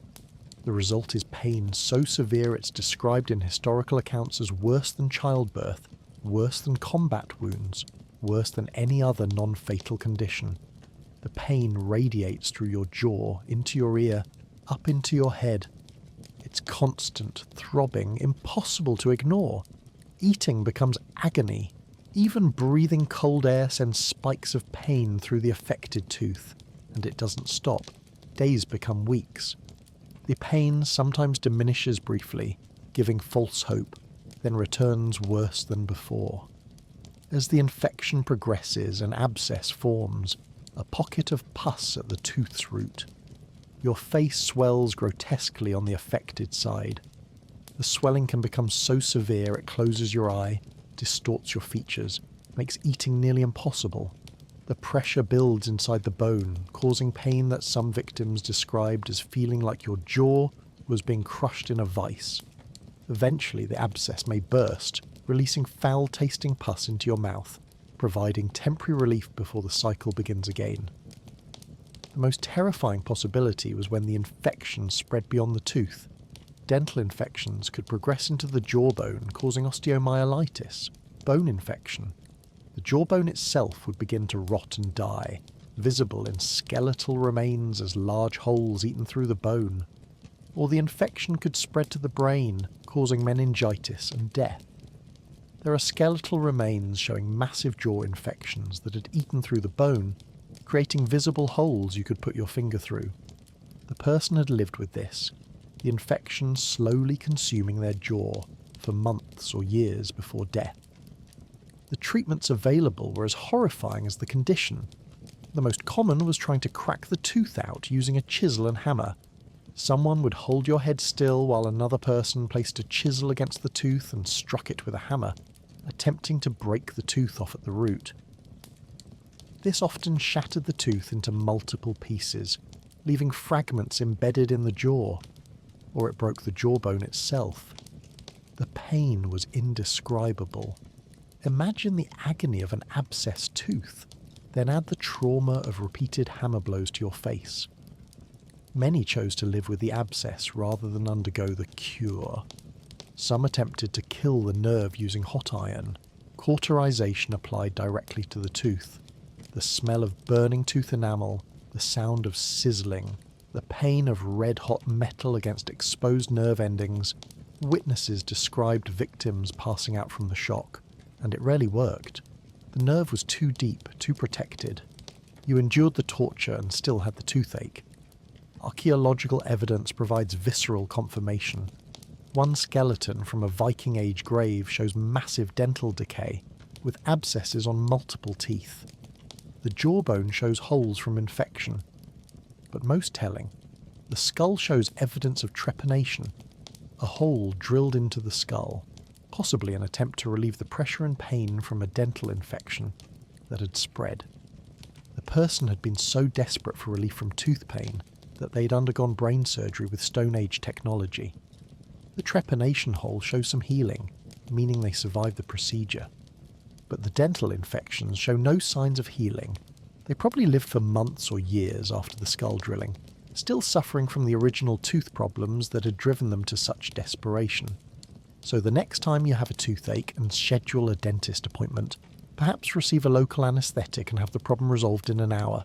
Consider the alternative. For Vikings, dental pain was a life sentence. It started in young adulthood and progressively worsened until death, or until the tooth fell out, which simply meant the other decaying teeth became the new source of agony. The blessed numbness of modern anaesthesia, the precision of modern dentistry, the antibiotics that stop infection. These are luxuries beyond Viking imagination. They lived with pain that would send us immediately to the emergency room, and they had no choice but to endure. But at least in the evening, gathered together, surely there was comfort in community. Unfortunately, Viking evening gatherings were yet another arena for hierarchical violence and mandatory humiliation. As evening fell, and the household gathered around the central hearth for the main meal, the brutality of Viking life didn't pause. It simply shifted from physical to social violence. The evening meal and gathering was a careful performance of hierarchy, with every detail of seating, serving and speaking reinforcing who had power and who didn't. And the enforcement mechanism was potential violence. Picture the longhouse in evening, everyone gathers around the central hearth, or at the benches along the walls, but where you sit matters enormously. The positions closest to the fire, the seats on benches versus floor, the order of seating, all communicated status. The head of household sat in the high seat, a position of literal and symbolic authority. Family members arranged themselves in descending order of importance. Thralls sat on the floor or stood, if they were allowed to sit at all. A freedman, someone born to thrall parents but granted freedom, occupied an ambiguous middle position, better than thralls but beneath freeborn Vikings. The serving order reinforced this hierarchy. Food was served first to the higher status individuals, then progressively down the social ladder. By the time thralls received their portion, the best food was gone, the quantities diminished. A thrall might receive bones to gnaw and scraps, while the jarl ate meat and bread. This wasn't cruelty. It was the natural order, reinforced at every meal. Complaining about your portion was unthinkable if you were of lower status. Accepting less was part of accepting your place. What made this truly brutal was the enforcement through casual violence. If a thrall sat in a free person's place, even accidentally, they could be beaten publicly as entertainment for others. If a woman spoke over a man in conversation, she could be slapped or worse, and the man had legal right to divorce her for failing to show proper respect. If a lower status freeman failed to show adequate deference to a jarl, he might be humiliated publicly, perhaps forced to perform some degrading task to remember his place. The violence wasn't random, it was pedagogical, teaching everyone the consequences of status violations. The speaking order followed similar rules. Higher status individuals spoke first, spoke more, spoke without interruption. Lower status people spoke only when addressed, kept their answers brief, never contradicted their superiors. Women could speak among women, but mixed gender conversations followed strict protocols about who could speak on which topics. A thrall's voice was literally worth less in legal proceedings. Their testimony counted for half or less of a free person's testimony. Your social status determined whether your words had weight or were dismissed as meaningless noise. Perhaps most disturbing of all, this system was considered not just normal but morally right. The hierarchy wasn't seen as oppression. It was cosmic order, the way things should be. Gods themselves were hierarchical, with Odin commanding and lesser gods obeying. The universe ran on hierarchy, and human society naturally reflected this. Those at the top had gotten there through strength, cunning, or divine favour. Those at the bottom deserved their position through weakness or bad luck. Challenging the hierarchy wasn't brave, it was a violation of natural law. There's an account from a later saga describing a freedman, born thrall, granted freedom by his master, who forgot himself one evening. Drunk on ale, he contradicted a jarl about some matter of local history. The conversation stopped. Everyone recognised the violation.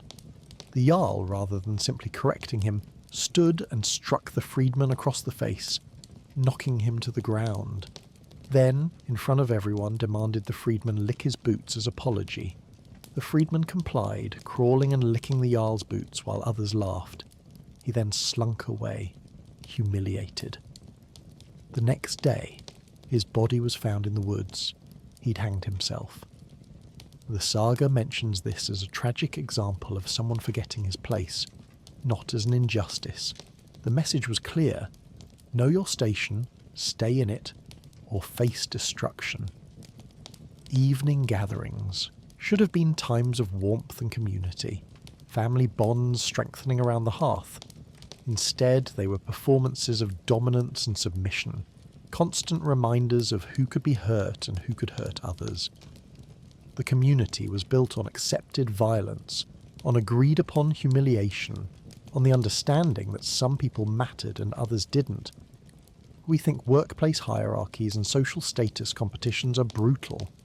Vikings had systems where status violations could legally result in beating, exile, or death. And it happened every evening, around every hearth, reinforced through small violences until everyone knew their place without thinking. Yet even this systematic social violence was nothing compared to what happened when the harvest failed. Which brings us to the worst-case scenario that struck periodically, the famine year. Let us now consider the nightmare that visited Viking communities every decade or so. The year when the harvest failed, when stored food ran out by midwinter, when every day became a calculation of who would eat and who would starve. These weren't rare events. They were predictable occurrences that every Viking knew they'd likely face multiple times in their life, if they survived them. The progression was slow and agonising. It started with the recognition that the harvest was poor. Perhaps a wet summer rotted grain in the fields, or early frost killed crops before maturity, or simple bad luck with weather timing. By autumn, as you gathered what you could, you knew it wasn't enough. You did the calculations. This much grain, this many mouths, this many months until next harvest. The numbers didn't work. Not enough food, not even close. The first months of famine winter were hungry but manageable. You reduced portions. Everyone ate less. The discomfort of not quite enough food was constant but bearable. You slaughtered livestock earlier than planned, eating animals you'd planned to breed, knowing this would make next year harder but having no choice. Every meal was smaller than the day before, and you watched the stores dwindle, knowing that months remained before spring, before anything could be harvested or hunted in quantity. What made this truly brutal was watching starvation progress in your children. Their bellies swelled with kwashiorkor, severe protein malnutrition causing fluid retention. Their hair became brittle and sparse, falling out in clumps. Their skin developed sores that wouldn't heal. Their energy faded until they couldn't play, could barely move, just lay listlessly wherever they were placed. Their eyes became dull, their bodies wasted to skeletal thinness except for the swollen bellies, and you watched, helpless, as they slowly died from lack of food you didn't have. Parents made impossible choices. Multiple children, not enough food for all. Which child had the best chance of survival? The practical calculation was brutal. Younger children required less food, but were more vulnerable. Older children required more, but were closer to being productive workers. Infants were sometimes allowed to die. Not fed, not nursed, left to slowly starve. The crying would eventually stop. This wasn't considered murder. It was triage. Saving who could be saved.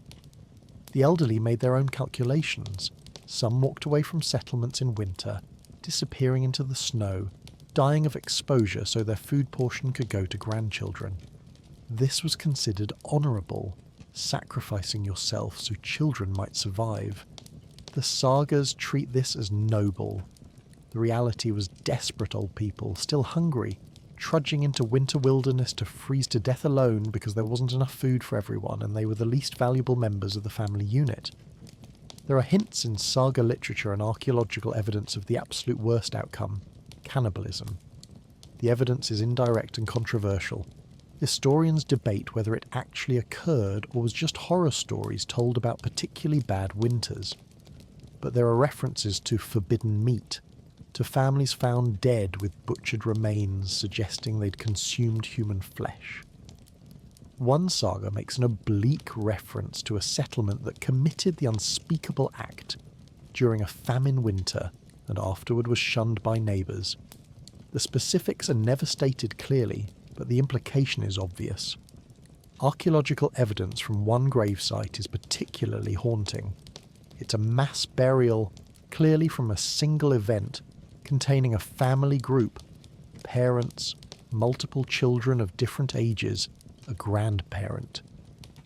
Analysis of the bones shows classic signs of starvation, arrested growth lines in children's bones, indicators of severe malnutrition, evidence of scurvy and other deficiency diseases.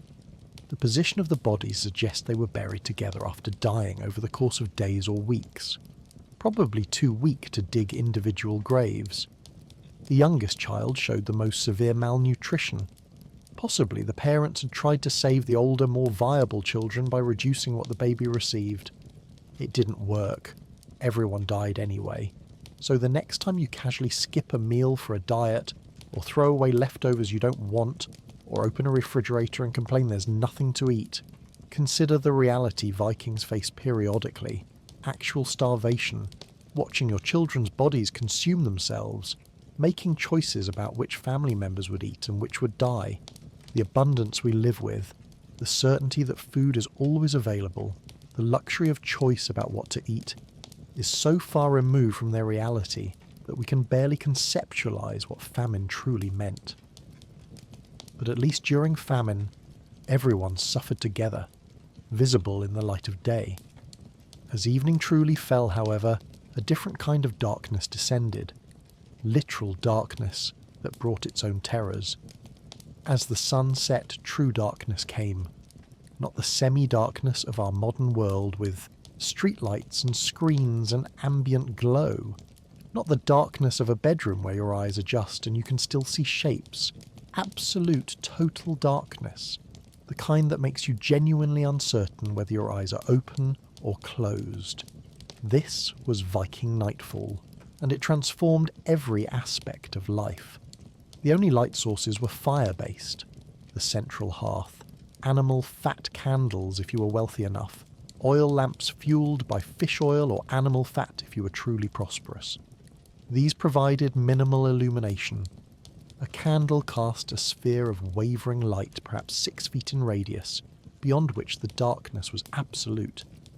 The hearth fire was better, but still left most of the longhouse in deep shadow, or complete darkness. Everything beyond the immediate fire circle was invisible. People sitting 10 feet away were vague shapes at best. This darkness dictated what could be done. Detailed work, sewing, carving, any task requiring precision, became nearly impossible once the sun set. You could tend the fire, prepare simple meals, engage in conversation, but little else. Reading, for the tiny fraction who could read, was impossible except in the brightest firelight. Children who wandered too far from the fire circle effectively vanished into darkness inside their own home. You navigated by memory and touch, knowing where obstacles were because you'd learned the layout, not because you could see. What made this truly brutal was the psychological impact. Humans are diurnal creatures, adapted to daylight activity. Prolonged darkness affects mood, triggers fears, removes the visual information we rely on for understanding our environment. In winter, when sunset came at perhaps 3 or 4 p.m, you lived in darkness for 18 hours daily.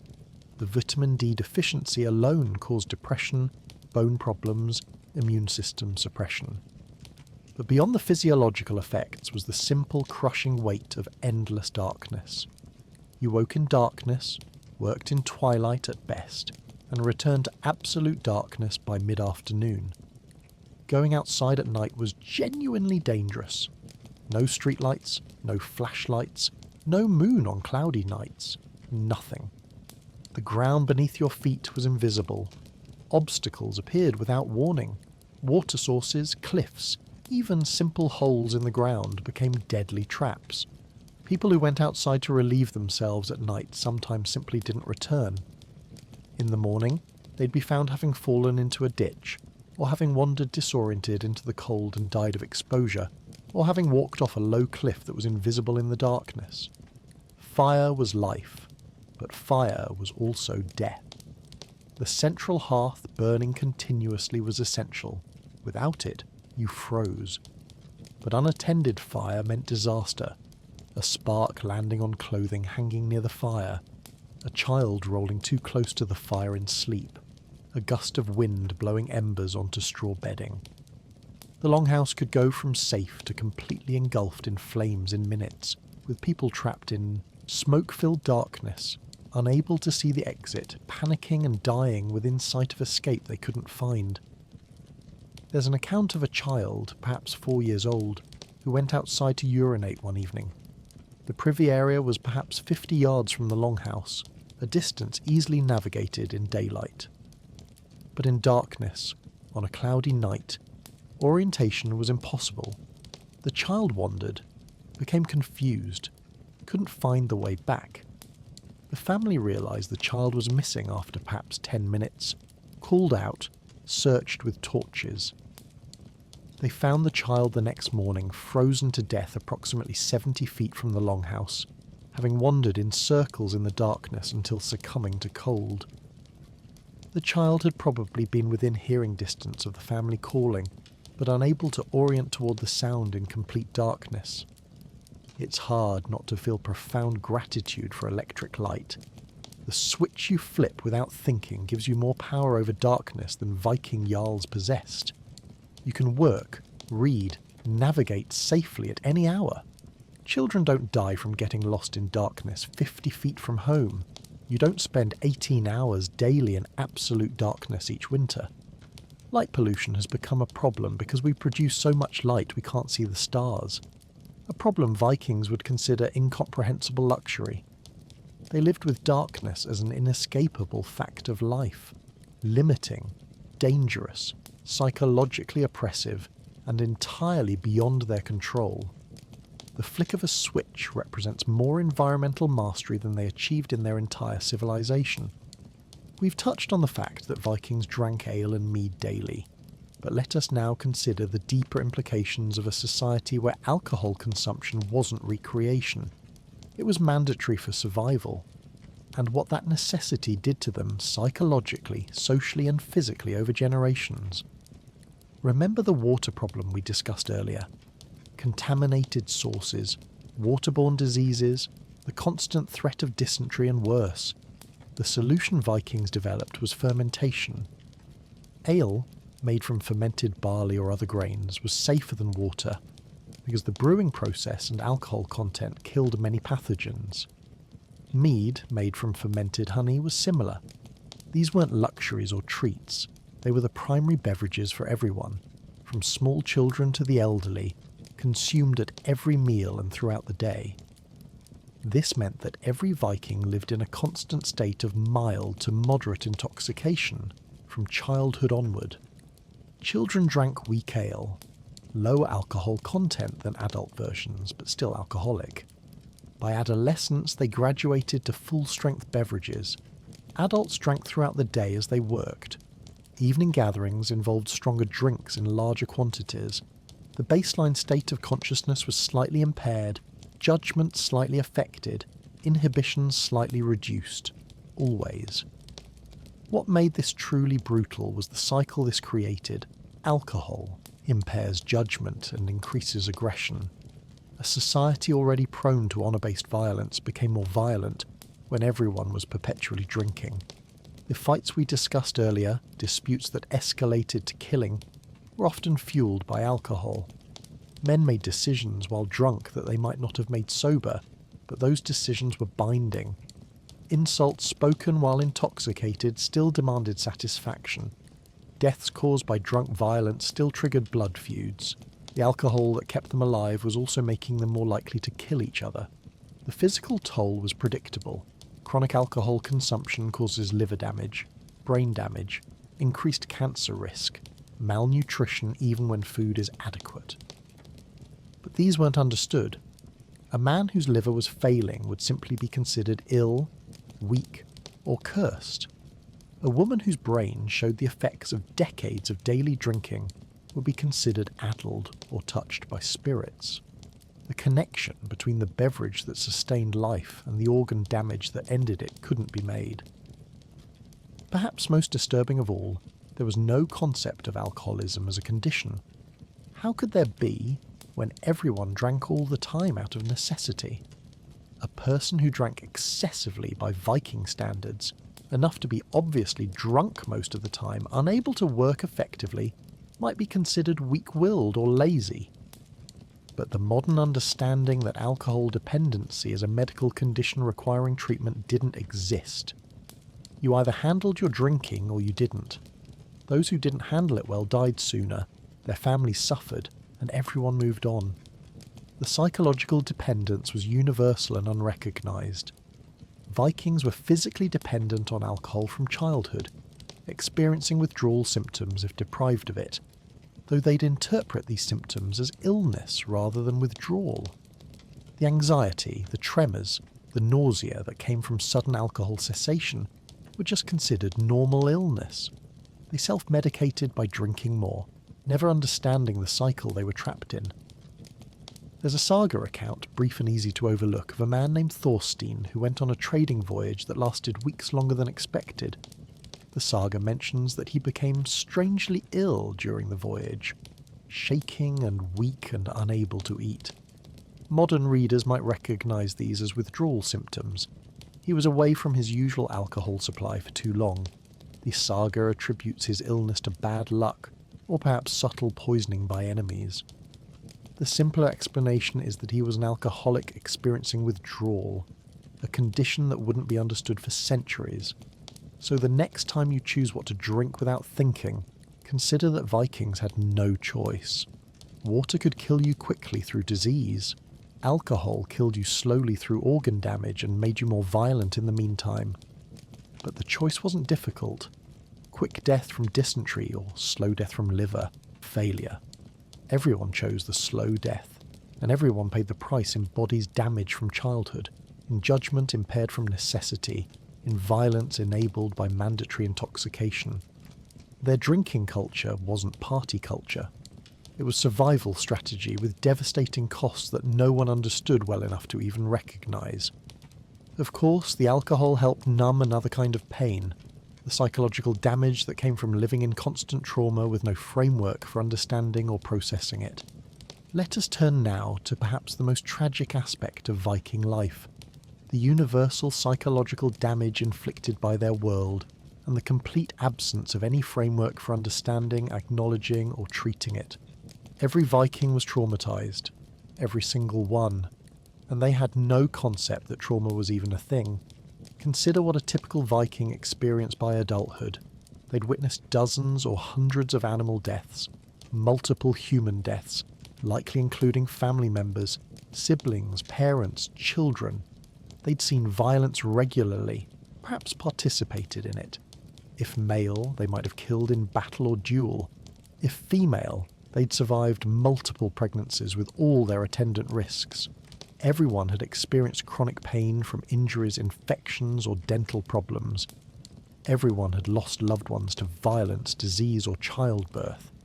Everyone lived with constant low-level stress about survival. Will there be enough food? Will raiders come? Will winter kill us? Will disease take the children? The modern understanding of PTSD, post-traumatic stress disorder, didn't exist, but the symptoms certainly did. Hypervigilance, difficulty sleeping, flashbacks, emotional numbing, exaggerated startle response, difficulty concentrating. These were probably universal to some degree. A warrior who'd killed men in battle and watched friends die around him would return home changed, unable to sleep without hearing sounds that weren't there, jumping at sudden noises, having moments where the present moment vanished, and he was back in battle. This was called battle madness, or going strange, not recognised as a treatable condition, but as a permanent change in the person. What made this truly brutal was the complete absence of emotional support systems. Showing vulnerability was weakness. Men who couldn't control their fear were mocked as cowards. Expressing grief too openly was considered excessive and improper. You mourned briefly, then continued with life. Processing trauma through talking about feelings wasn't just unavailable, it was actively discouraged. You endured, you didn't discuss. Warriors who returned from raids different were expected to simply overcome it through will. Those who couldn't were discarded socially. Women's trauma was differently expressed but equally unacknowledged. The grief of losing children, an experience most women endured multiple times, had no outlet. You were expected to mourn briefly, then try again for another child. The terror of pregnancy, knowing each one might kill you, had no acknowledgement. You were frightened. Of course. Everyone was. That was normal. Deal with it. The psychological damage from sexual violence, which thrall women experienced routinely and free women experienced occasionally, was entirely unrecognised. You endured it, or you didn't survive, psychologically speaking. The berserkers mentioned in sagas deserve special consideration here. Traditionally portrayed as elite warriors who fought in trance-like fury, they're described as being unable to distinguish friend from foe during battle, continuing to fight after wounds that should have been fatal, feeling no pain. Modern analysis suggests these weren't supernatural warriors, but rather men suffering from severe PTSD who experienced dissociative episodes during combat. The berserker rage sounds remarkably like a trauma-induced flashback combined with a dissociative state. These men were celebrated in sagas as the ultimate warriors. In reality, they were probably severely psychologically damaged individuals whose trauma was weaponized by their society. Perhaps most disturbing of all was suicide. It occurred regularly. The sagas mention it in passing. Archaeological evidence suggests it was common. But it was deeply shameful, considered cowardly, and meant the deceased wouldn't reach Valhalla or other honoured afterlives. So people who were suffering so profoundly that death seemed preferable to continuing had no support, no recognition that their pain was valid, and faced spiritual condemnation if they acted on their despair. They suffered alone with their psychological wounds until those wounds killed them. There's a saga describing a warrior, name and specifics vary by version, who returned from successful raids wealthy and honoured. But he couldn't sleep more than brief moments, startled awake by sounds no one else heard. He became unable to tolerate crowds, withdrawing to the edges of gatherings. He began seeing things that weren't there, enemies in shadows, dead faces in the fire. His wife and family grew frustrated with his strange behaviour. After months of progressive deterioration, he hanged himself in the woods. The saga describes this as going mad, and attributes it to curses or supernatural causes. No one recognised that he was suffering from what we'd now call severe PTSD with psychotic features, and that recognition might have helped. It's hard not to feel profound sadness for this aspect of Viking life. They suffered psychologically just as intensely as we do. Human brains haven't changed, but they had no therapy, no medication, no support groups, no understanding that psychological wounds were real wounds. They had to be strong and endure, and shame for those who couldn't. The suicide prevention hotlines, the trauma counselling, the recognition that mental health is health. These are recent developments. Vikings suffered their psychological damage, alone, often unto death, with no concept that things could be different. And for women, perhaps the greatest source of trauma was the lottery they entered with every pregnancy. Let us now address what was, statistically, the most dangerous activity Viking women undertook: pregnancy and childbirth. This was the leading cause of death for women of childbearing age, and every woman knew it. Every pregnancy was a gamble with death. The numbers are staggering. Modern estimates suggest maternal mortality in the Viking Age was somewhere between 1,000 and 1,500 deaths per 100,000 live births. To put this in perspective, current maternal mortality in developed nations is about 10 to 20 per 100,000. Viking women were 50 to 150 times more likely to die in childbirth than modern women. And since most women had multiple pregnancies, 6, 8, 10 or more over their reproductive years, the cumulative risk meant that perhaps 1 in 10 women died from pregnancy-related causes eventually. The process of pregnancy itself was dangerous. No prenatal care, no understanding of nutrition needs, no treatment for complications like preeclampsia or gestational diabetes. Women worked through pregnancy, grinding grain, hauling water, doing all their regular labour until labour actually began. Malnutrition was common, making both mother and fetus more vulnerable. Infections occurred regularly. A woman might carry a pregnancy to term only to deliver a stillborn baby, having suffered for months for nothing. What made this truly brutal was labour itself. Childbirth happened in the longhouse, attended by other women who had experience but no medical training. The labouring woman might be given herbs, some genuinely helpful, some useless or harmful.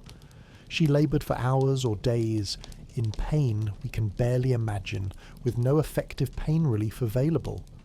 The other women present could offer comfort and experience, but if serious complications arose, there was nothing they could do. Obstructed labour was a death sentence for both mother and baby. If the baby was positioned wrong, or if the mother's pelvis was too narrow, the baby simply couldn't emerge. Labour would continue for days sometimes, the mother progressively weakening, the baby dying from stress until eventually both died. The attending women could do nothing but watch and pray. The screaming could last for days. The entire household would hear it, knowing what it meant, unable to help. When silence finally came, it often meant 2 deaths instead of 1. Hemorrhaging after birth killed quickly but horribly. A woman who just successfully delivered might suddenly begin bleeding uncontrollably. A torn artery, a retained placenta, any number of causes. She'd watch herself bleed out, conscious and aware that death was coming, over the course of minutes to hours. The attending women would try to stop the bleeding with pressure, with herbs, with desperate measures that rarely worked. The new baby would be handed to someone else while the mother died, her blood soaking into the same straw bedding where she'd just given birth. Childbed fever, what we now know as puerperal sepsis, bacterial infection of the uterus after delivery, killed over days to weeks. The woman would seem fine initially, then develop fever, pain, foul-smelling discharge. The infection spread through her reproductive system into her bloodstream, causing septic shock. The progression was agonizing. She'd know what was happening. Everyone had seen childbed fever before. She'd say goodbye to her older children, knowing she wouldn't survive to raise this new baby, dying slowly from an infection no one understood how to prevent or treat. Perhaps most disturbing of all was the psychological burden this placed on women. Every pregnancy came with the knowledge that it might kill you. Women said goodbye to their living children before going into labour, genuinely uncertain whether they'd survive. Marriages were often serial because women died and were replaced by new wives. Children grew up expecting that mothers died, that this was simply part of life. The emotional calculus of deciding whether to risk another pregnancy, wanting more children, but knowing each pregnancy was Russian roulette, was uniquely female burden. Archaeological evidence documents these tragedies with heartbreaking clarity. One burial site in Norway contains a woman, perhaps 25 years old, with fetal remains still inside her pelvis. She died in obstructed labour, unable to deliver, probably after days of agony. Both she and the baby were buried together where they died. She's buried with the child still inside her. Another grave contains a woman buried with a newborn infant. Analysis suggests she died shortly after birth, probably from hemorrhage or infection, and was buried with the baby she'd just delivered, suggesting the infant didn't survive her loss. So the next time you read about pregnancy and childbirth as natural and beautiful, remember that nature is brutal. The medical interventions we take for granted, cesarean sections, antibiotics, blood transfusions, forceps delivery, actual pain relief, these aren't interference with nature. They're saving women and babies from what nature does naturally, which is kill them at horrifying rates. Viking women knew pregnancy as the most dangerous thing they'd do, and they did it anyway, repeatedly, because continuing the population required it. Their courage is almost incomprehensible, facing death repeatedly, watching friends and relatives die, and still choosing pregnancy. Or not choosing in many cases, but accepting it as inevitable. Yet for all the death women faced in childbirth, at least it served the continuation of life. Other deaths were in service of gods who demanded blood as worship. Let us turn now to Viking religion, which might seem like it should be a source of comfort, meaning, and hope. Instead, it was another source of violence and death, because the Norse gods demanded blood sacrifice, and the faithful provided it regularly, systematically, and enthusiastically. Animal sacrifice was routine and constant. Any significant event, planting, harvest, before voyages, before battles, at festivals, required blot, sacrifice. Horses were particularly prized for sacrifice, but cattle, pigs, goats, all were killed ritually. The method was standard. The animal's throat was cut, the blood collected in bowls, and then sprinkled on the participants and the sacred area. The meat was cooked and eaten communally, making sacrifice also a feast. But it was explicitly understood as feeding the gods, purchasing their favour with blood. This might seem relatively benign. People ate meat anyway. Why not make it sacred? The psychological impact of constant blood rituals shouldn't be underestimated. Children grew up watching animals killed as religious acts, learning that pleasing the gods required death. The association between piety and violence was explicit and intentional. Good Vikings killed for the gods regularly.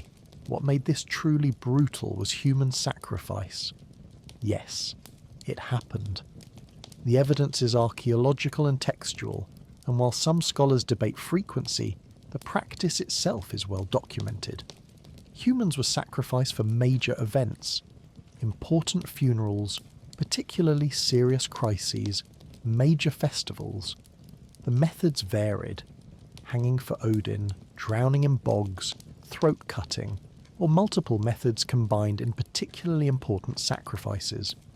The victims were often thralls, property, easily sacrificed without social consequence. But free people were also sacrificed, sometimes as volunteers who believed death in sacrifice was honourable, sometimes as captives taken in war. The sacrifice of a human was considered particularly powerful, more pleasing to the gods than animal blood. At major funerals, thralls might be killed to serve the deceased in the afterlife. The famous account from Ibn Fadlan describes a funeral where a slave girl was ritually killed, involving rape and then murder, all framed as religious necessity. the psychological impact of treating human sacrifice as religiously mandatory shouldn't be underestimated. When your religion tells you that killing humans pleases the gods, that blood brings prosperity, that death is sacred, you internalize violence as holy. Children watched people hanged for Odin, watched them cut down and gutted, watched the rituals performed over twitching corpses, and learned this was pious behaviour. The separation between murder and worship was thin or non-existent in certain contexts. The bog bodies found across Scandinavia provide archaeological evidence of sacrificial killing. These are human remains preserved in peat bogs, often showing signs of violent death. Throats cut, strangled, sometimes multiple methods of killing combined. The preservation is so good that facial features remain visible, clothing intact, last meals identifiable. These weren't accidents or murders hidden in bogs. They were deliberate placements in sacred waters, offerings to gods or spirits. The victims' expressions, frozen by the bog preservation, sometimes show the terror of their final moments. Perhaps most disturbing of all, the victims weren't always willing. While sagas mention some who volunteered for sacrifice, considering it honourable, other accounts describe victims who clearly didn't want to die. They were killed anyway. Their resistance was irrelevant. The gods wanted blood, and the faithful provided it, regardless of the victim's will. A thrall sacrificed at Arona's funeral had no choice in the matter. A prisoner of war sacrificed for victory had no say. They died because the religion demanded it. There's an account from a later Christian source describing the old ways, mentioning a 9-day festival at Uppsala where multiple humans and animals were sacrificed daily. The description notes bodies hanging in trees, blood everywhere, the smell of death permeating the sacred grove. The Christian recorder was horrified, but his Norse informants described it with nostalgia for the old religion. They'd participated in this as children, watched humans die for the gods, and remembered it fondly as proper worship. The disconnect between their perception and our horror reveals the gulf between their worldview and ours. It's hard not to feel a profound disconnection from religion that considers human sacrifice acceptable, even praiseworthy. Modern Norse paganism carefully avoids this aspect, focusing on mythology's philosophical and cultural elements. But historical Viking religion included systematic killing of humans as worship, and everyone participated. Children grew up watching. Adults performed the rituals.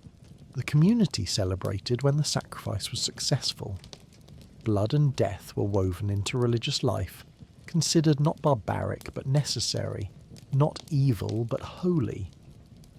Yet even the gods' demands for blood were administered through a system that claimed to be about law and justice.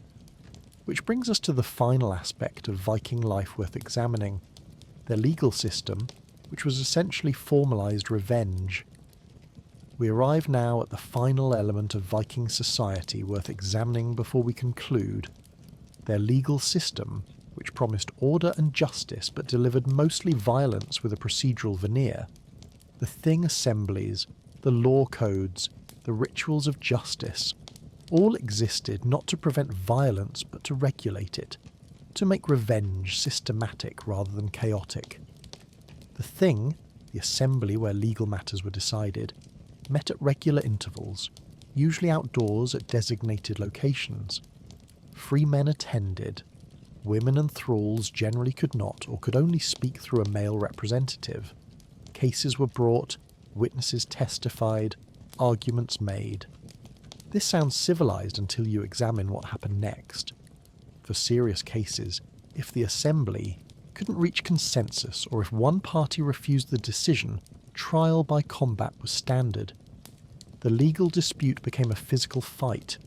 Whoever won the fight won the case, because might proved right, divinely or otherwise.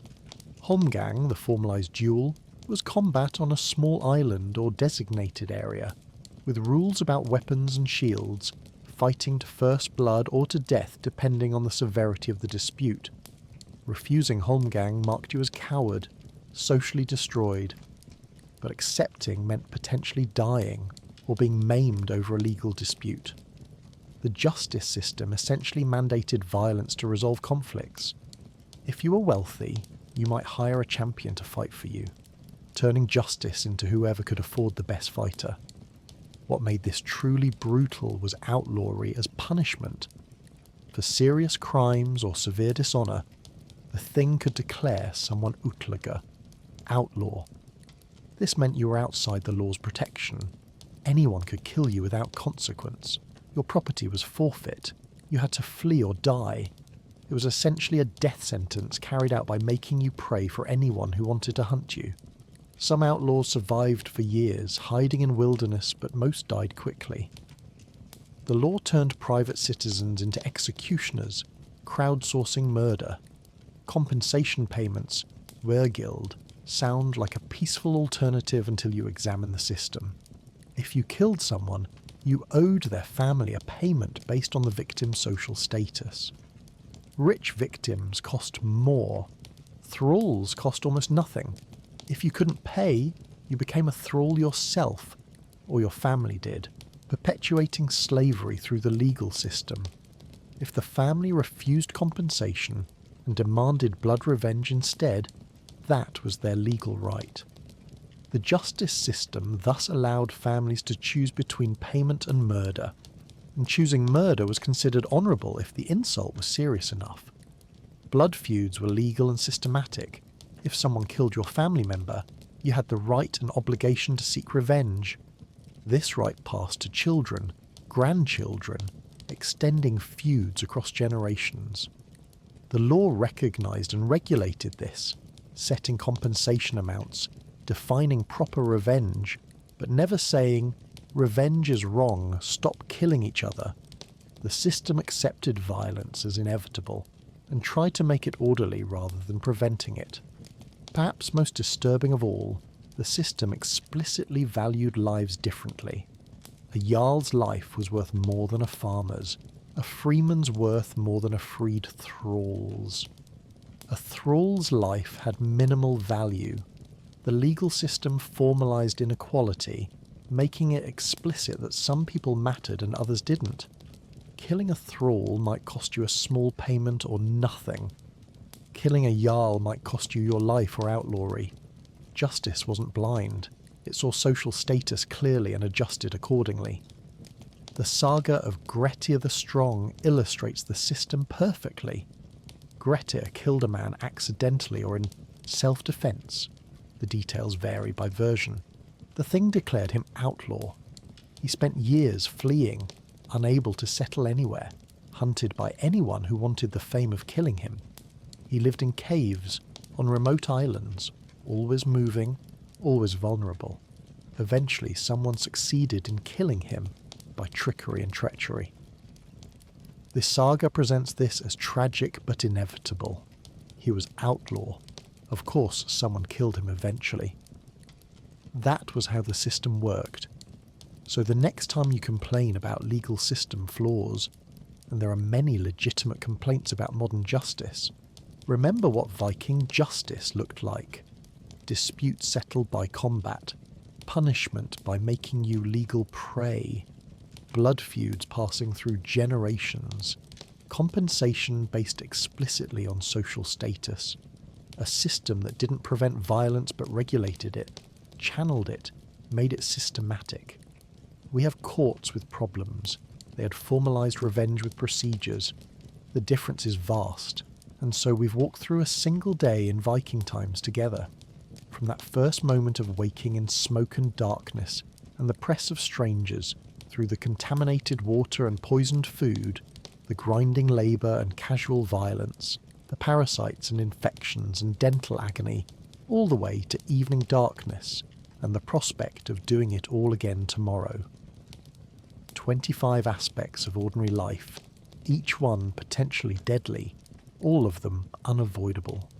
If you've stayed with me through this entire journey, you've spent several hours examining a world so comprehensively brutal that it barely seems real. And yet, it was real. Millions of people lived this way. They woke up every morning to these conditions, worked through these dangers, endured these discomforts, and died from these causes. For them, this wasn't a historical curiosity or an intellectual exercise. It was simply life, the only life they knew, the only life they could imagine. The accumulation is what strikes me most forcefully. Any single element might be survivable. Humans are remarkably adaptable creatures. We can endure parasites, or dental pain, or dangerous food, or social violence, or any of the other horrors we've discussed. But all of them simultaneously, with no medical care, no understanding of disease causation, no legal protections, no respite. That combination would break most of us within days or weeks. The fact that anyone survived to adulthood in these conditions is testament to the resilience of human bodies and spirits, when there's simply no alternative. We modern humans are soft in many ways. Our immune systems untested by constant microbial assault, our pain tolerance low from never having to endure injury without treatment, our psychological defences weak because we've rarely witnessed real violence or death. But perhaps that softness is actually a victory. Perhaps building a world where children don't need to develop trauma responses to survive, where people don't need robust immunity to constant infection, where psychological distance from death isn't necessary for functioning. Perhaps that's what civilization actually means. The Vikings would probably consider us weak, unable to endure what they endured daily, and they'd be absolutely right.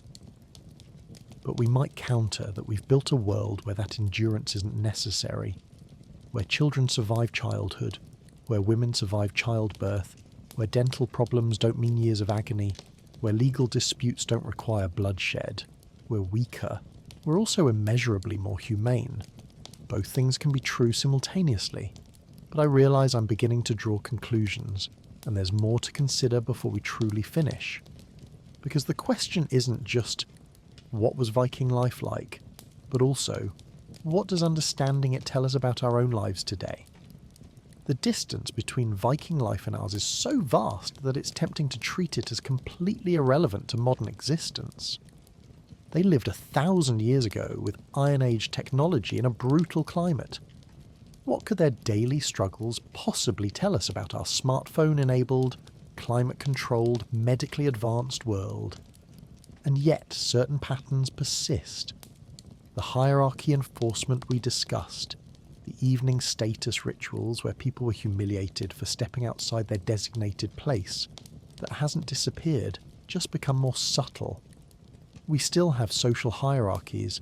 We still punish those who violate unspoken rules.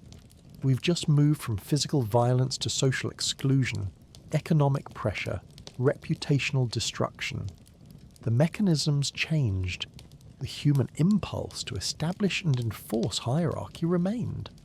The honour culture that drove so much Viking violence finds echoes in modern contexts where reputation matters more than reality. Social media, pile-ons, cancel culture, the destruction of people over perceived slights. We're not duelling with axes, but we're still destroying people socially for violating honour codes, still demanding satisfaction for insults, still engaging in blood feuds that extend across time. The specific practices evolved. The underlying psychology didn't. Even the parasites have modern equivalents. We're not hosting tapeworms, but we're hosting chronic stress, anxiety, depression. Psychological parasites that consume our energy and health just as surely as intestinal worms consumed Vikings' nutrition. We've traded one form of infestation for another, and I'm not entirely certain we got the better deal.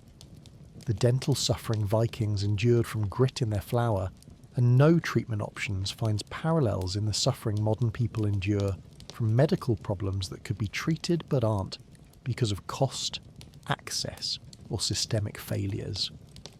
We have antibiotics, but many can't afford them. We have pain management, but it's often denied or delayed. We have knowledge Vikings lacked, yet people still suffer unnecessarily. I'm not suggesting our lives are as difficult as Viking lives. That would be absurd. The material conditions are incomparably better. But I am suggesting that understanding how Vikings adapted to their brutal circumstances might illuminate how we adapt to ours. They accepted infant mortality because they had no choice. What do we accept as inevitable that future generations will look back on with horror, wondering how we tolerated it? They drank contaminated water because clean water didn't exist. We breathe contaminated air in many cities because we've decided economic growth matters more than air quality. They ate food that would make modern health inspectors weep because they had no alternative. We eat food laden with chemicals and additives because convenience and profit matter more than health. The specifics differ. The pattern of accepting harm because addressing it is too difficult or expensive or inconvenient, that pattern persists. But I'm philosophizing when I should be concluding. Let me step back from parallels and simply express what this exploration has meant, at least to me, and perhaps to you as well. I find myself feeling an almost overwhelming gratitude for mundane things after spending this much time in Viking daily life. The glass of water I can drink without fearing illness. The electric light that banishes darkness at the flick of a switch. The dentist I can visit when my tooth hurts. The fact that my children will almost certainly survive to adulthood. The legal system that, flawed as it is, doesn't mandate trial by combat. The grocery store with its absurd abundance of safe food. These aren't luxuries. Or rather, they are. But we've forgotten to think of them that way. We've become so accustomed to safety, comfort and medical care that we consider them baseline reality, rather than extraordinary privileges that our ancestors couldn't even imagine. Vikings would weep with joy at the thought of hot water from a tap, antibiotics that cure infections in days, painless dentistry, childhoods free from trauma. We have these things and barely notice them, complaining instead about minor inconveniences that Vikings would consider incomprehensible luxury problems. This gratitude isn't meant to dismiss modern problems or suggest we should be satisfied with current conditions just because they're better than Viking times. Of course we should keep improving, keep addressing injustice and suffering, keep building toward a better world, but we should also occasionally pause and recognise how far we've come, how much progress has been made, how many forms of suffering have been eliminated or reduced. If this exploration has given you anything beyond historical knowledge, perhaps a renewed appreciation for antibiotics, or a moment of genuine thanks for clean water, or a recognition that your worst day is probably still better than an average Viking's best day, then the hours we've spent together examining brutality and suffering will have served a purpose beyond just helping you sleep. Though sleep, of course, is also a worthy goal, and I hope, if you're still awake, that you're at least deeply relaxed, ready to drift off into dreams that are probably more pleasant than Viking reality. So let me offer you a final image to carry into sleep, whether it comes now or later. Picture a longhouse in winter twilight, smoke rising from the roof hole into cold air. Inside, the hearth fire burns low, casting long shadows. People are settling for the night, arranging themselves on the sleeping platforms, pulling threadbare blankets around their shoulders. The day's brutality is ending. Tomorrow will bring more of the same, more struggle, more pain, more danger. But for now, in this moment between day and night, there's a kind of peace. The fire's warmth, the presence of others, the knowledge that you survived another day. That Viking settling into uneasy sleep on mouldy straw surrounded by strangers and parasites and smoke is your ancestor. Not necessarily genetically, though perhaps, but certainly spiritually. They endured what they had to endure. They found moments of joy in lives of hardship. They loved their children even knowing most wouldn't survive. They laughed at feasts even as violence simmered beneath conversation. They were fully human, exactly as human as you are, just living in circumstances so different that they barely seem possible. Their strength was in endurance. Your strength is in having built a world where that level of endurance is no longer necessary. Both are valid forms of strength. Both deserve recognition. You're not weaker for being unable to survive Viking conditions. You're simply adapted to different circumstances. They would fare no better in your world than you would in theirs. Time and adaptation flow both ways. As you settle into your own sleep tonight, in your bed, in your room, with clean sheets and electric lights and the confidence that morning will come safely, perhaps spare a thought for those long ago people who slept so differently, who closed their eyes in smoke and darkness and discomfort, not knowing if they'd wake, or if their children would survive the night, or if tomorrow would bring injury or violence or the slow death of infection. They slept anyway. They woke and continued. They lived lives of quiet desperation punctuated by moments of genuine joy. They were brave without knowing it, enduring without complaint because complaint changed nothing. They were your ancestors in the struggle of being human in an indifferent universe, and they would probably be proud if they could see you now, that their descendants built something better, that the suffering they endured wasn't meaningless because it led, eventually, through countless generations to you, to this moment, to this comfortable bed, and this safe room, and this peace they never knew. Sleep well, dear listener. Let the darkness around you be the comfortable darkness of a safe bedroom, not the smoke-filled darkness of a longhouse. Let your dreams be gentle, unburdened by the daily traumas Vikings carried. And when you wake in the morning, perhaps take just a moment to feel grateful, genuinely, deeply grateful, for the boring, mundane miracle of waking in comfort and safety. Thank you for spending these hours with me, exploring this dark corner of history together. If you enjoyed this journey, if it helped you sleep or simply gave you something to think about, I'd be grateful if you'd subscribe, leave a rating, or share this with someone who might appreciate this particular approach to history. The slow, methodical, unflinching approach. The boring history approach. There are more stories to explore, more dark corners to illuminate, more ancestors whose lives deserve patient, careful examination. But for now, rest. Sleep. Dream of longhouses and hearth fires if you must, but dream safely from the comfort of your modern life. Good night. Sleep well. And welcome to the club of people who know far too much about Viking parasites and dental problems.